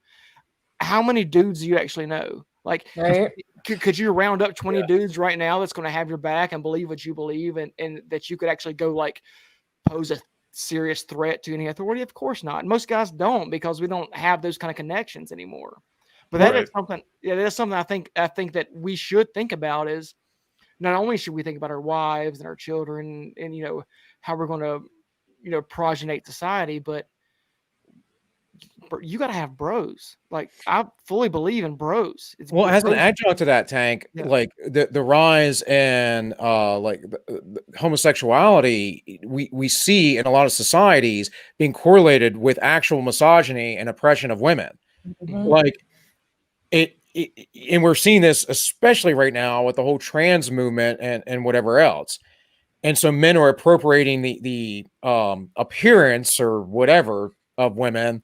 Most of them don't pass very well, so I don't know about appearance, but the persona, perhaps the ideal of being a woman. And then, of course, you're a bigot if you're saying, well, you're not a real woman.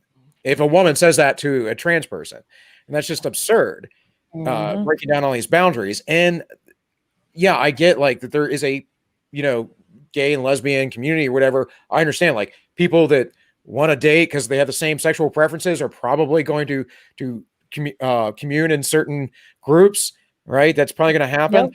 But then it's expected that you have these ideologies, and then as the ideologies become activism and they're authoritarian and pressed upon other people, what you find is that, well, the feminine is suppressed, and women are actually rooting for the exact opposite thing that they need. Exactly. That's why I'm not for the trannies. I think that's the most insulting thing in the world is some of these trannies that I'm supposed to look up to and be like, yeah, that's a woman. And it's like, no, it's not a woman. Like, that's insulting. Delaney, I don't know what like LGBT or whatever in the world they're calling it, with the FBI, LMPQRS, whatever they're saying today. But like, I don't know how many communities you hung out in, maybe when you're younger or whatever, or that you're connected to. But how much cattiness do you see inside of that community too, and how destructive it is? And then I would also point to, like, women will complain about, well, fashion models, this is part of the patriarchy. And I'm like, that's gay men. It's gay men telling women to be like ultra skinny and not feminine and do weird things. Like, it's not other women. I mean, there's a lot of women in fashion, but it's mostly gay men that are setting the precedence for like what straight women and women in general are supposed to be wearing, and how they're supposed to look. Like, why are we trusting the words of these gay men to tell us how to look and how to dress? Like, no, that's stupid. It's dumb. Well, internally too. You should know internally. One of the most feminine girls I ever dated in my life was this feminist. She went to an all girls college and was like, came out, was a feminist. We dated for, I don't know, 9-10 months, kind of off and on thing. And we really got along, except when we started talking politics. And she would say everything was the patriarchy, this and that. And this is back in the days when I still was okay. I think I was like 32 or 33 or something, but I was still kind of okay with like dealing with and dating like single moms and stuff, which now guys don't do that. Don't do that. I mean, there's some nobility in doing that, like a widow or something like that. But if a woman, I'm saying people make mistakes, but don't necessarily raise another man's kids. That's a long, hard thing that there's only certain circumstances I think it's appropriate.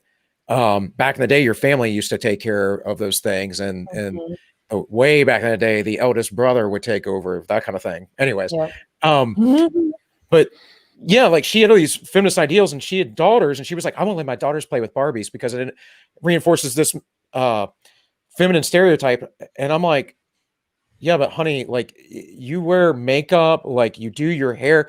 I'm like, we go out and you wear these like cocktail dresses and high heels, and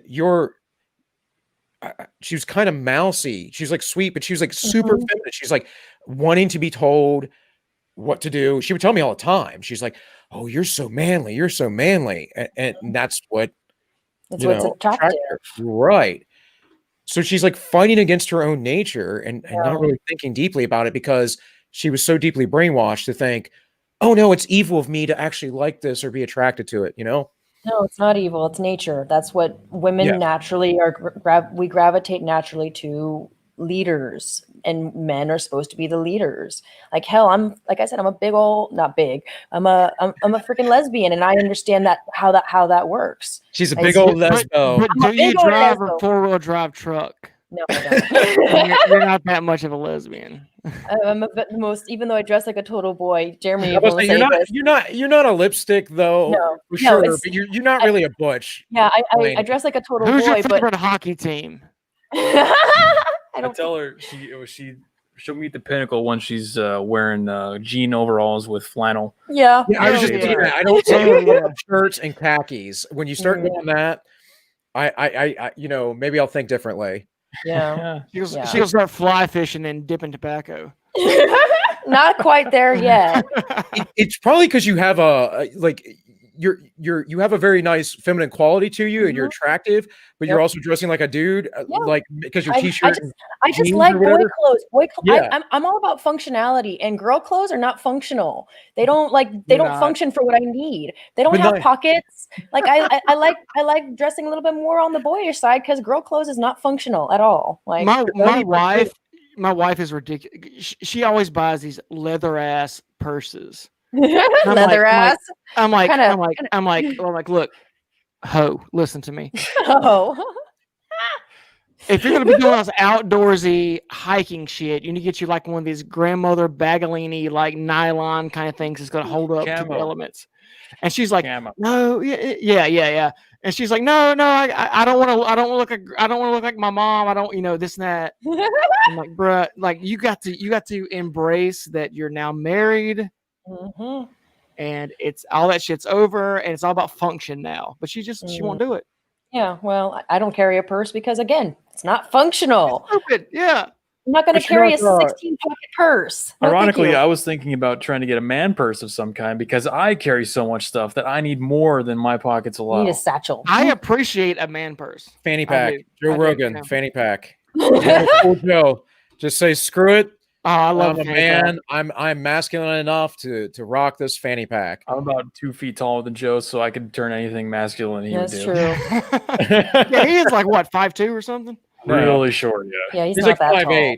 He's still taller than me. I'm a little guy, so don't pick on us. Dang, All I'm right, five. sorry. I'm taller than him. That was my height supremacy coming out right there. Yeah, sorry, folks. We got height supremacy over here. My wife's an inch taller than I am. I'll put it that way. So Hey, no, for real, I do love a tall queenie. Hell yeah. Like if she's like 6'2" with an umlaut in her name, that's what it's at. Is that like crack to you? Yeah, like she is allowed in my trap house. The prime Danish meat. Well, Jeremy, you were saying you need to get to the gym, man. So it's Yes, 10 o'clock out here. What do you got? Like 7 there? Yeah, we're at 7 here now. Okay. Yeah. So So the if you wanna one come gym to- that's open out here that's evading the state orders and fighting against the fascism. Hell yeah. Okay. They're probably going to get shut down or get their money stolen from them by the government too. Maybe, but you know what? We hit on a lot of awesome topics, and I think what I would like to do in the future is maybe just deep dive on one of those at a time. You know, because there's so much, like you guys were saying, there's so much depth you could go on any one of those: masculinity, destruction of the femininity, you know, returning to nature, cities, civilization, society in general. We've got plenty of content there. If you guys want to do this again, I'm definitely down for it. I'm down for it. Yeah, too. we're like I said, I told you, man, in the email, we're a rabbit hole show. That's actually Tank's idea. I wanted to do this very structured show initially, and he's like, we can do that, but that's kind of, it might be dry. He's like, let's just talk, and I was like, all right, we'll try it out. And it worked. I ramble enough. I have enough to say. So, but yeah, man, I'm about to go on this excursion at the beginning of February to Florida. I'm going to be training with some Navy SEALs, a combat instructor friend of mine, Elliot Holtz. Nice. Elliot Holtz is going to be there, a bunch of other stuff. So I got this little 3-day training evolution that is way too expensive, but I'm turning 40. So my wife said, after I told her it's too expensive, actually the training's cheap. The training's like a couple $100, but it's the ammunition, travel and all that. We are staying with friends, so that's helpful. But she's like, yeah, but you only turned 40 once. And I'm like, you know what, woman? You're right. Take that window of opportunity. You know what, woman? You don't make sense a lot of the time, but right now you're making sense. Well, you know what? I also believe in the biblical principle of not being harsh with your wife. Not saying I don't ever get harsh with her. Not like she never gets harsh with me either. But to take heed and take other people's advice, and don't be too arrogant to think that you know everything. And at the same time, you can still lead. I mean, when I was in the Marine Corps and I had Marines under me, I'd be like, look, we're going to do this way, and that way, da-da-da-da. And then someone would look at me, they'd be like, Corporal, why don't we just do this? And I'm like, dude, that's so much simpler, and that would be so much quicker.